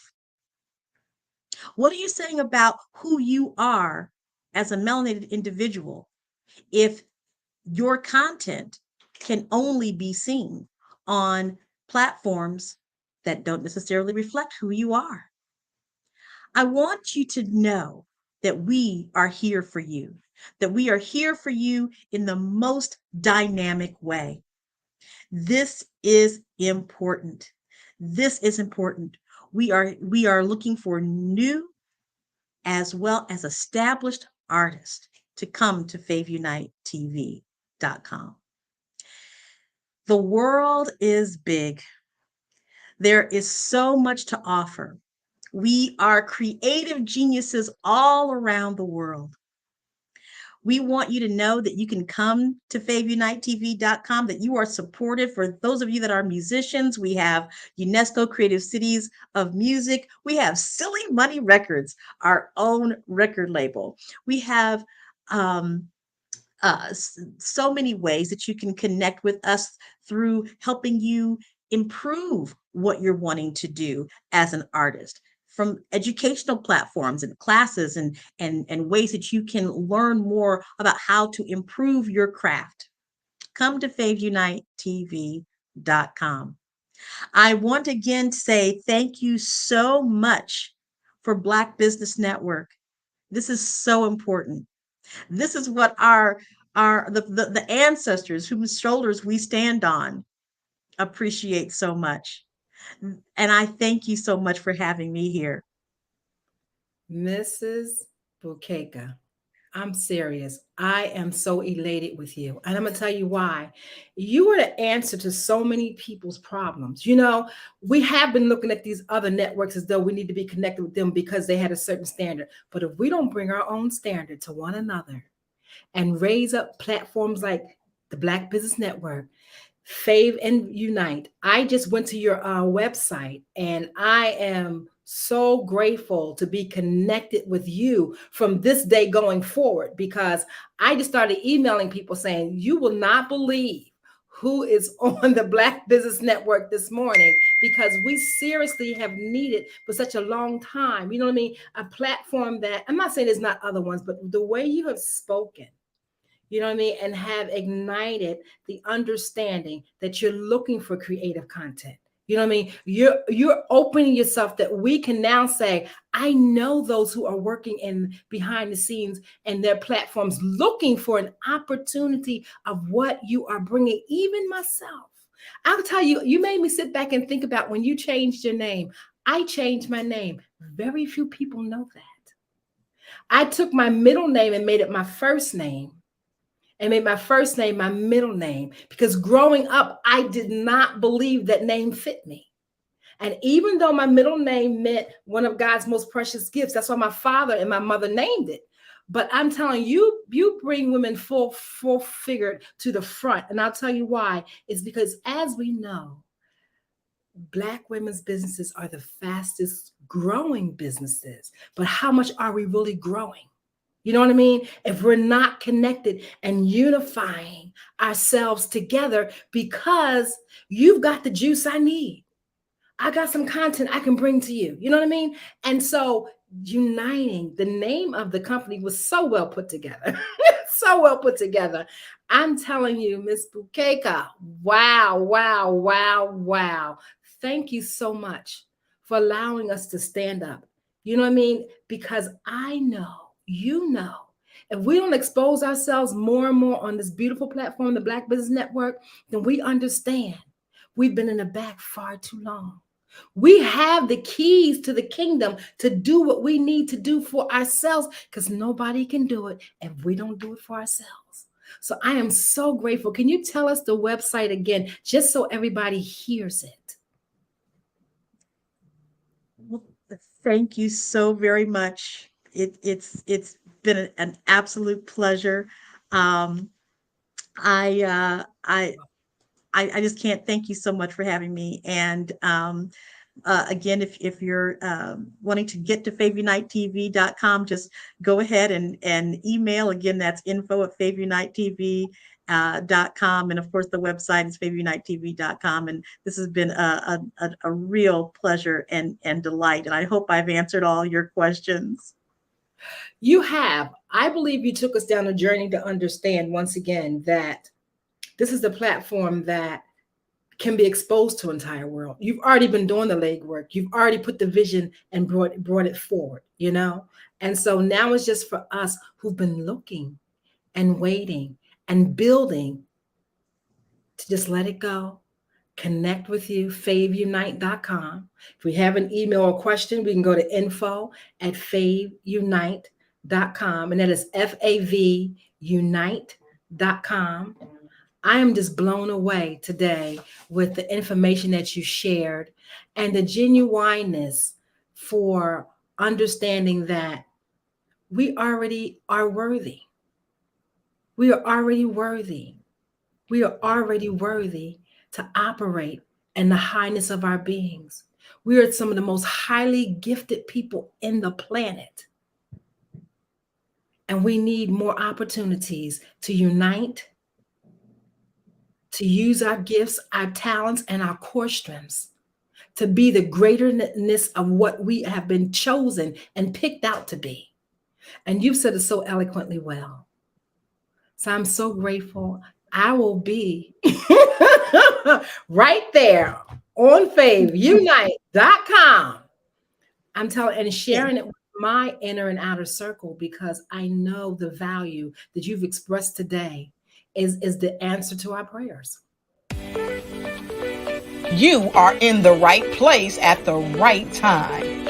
The Black Business Network opens again for its Black Business Olympics, a 24/7 broadcast on business, strategies, global branding, social media marketing, finance, advertisement, and much, much more. Featuring the top, most powerful entrepreneurs and speakers and thought leaders from all around the world as they gather together for this phenomenal event. Join the Black Business Network streaming live into the metaverse, STEM City, USA, Black Multiverse, Pod TV, Roku, Hulu, iHeartRadio, Apple TV, YouTube, TikTok, Instagram, Google Podcasts, Facebook, LinkedIn, IBM TV, Spotify, and Twitch. Tune in today and be a part of this amazing movement. The Black Business Olympics welcomes you.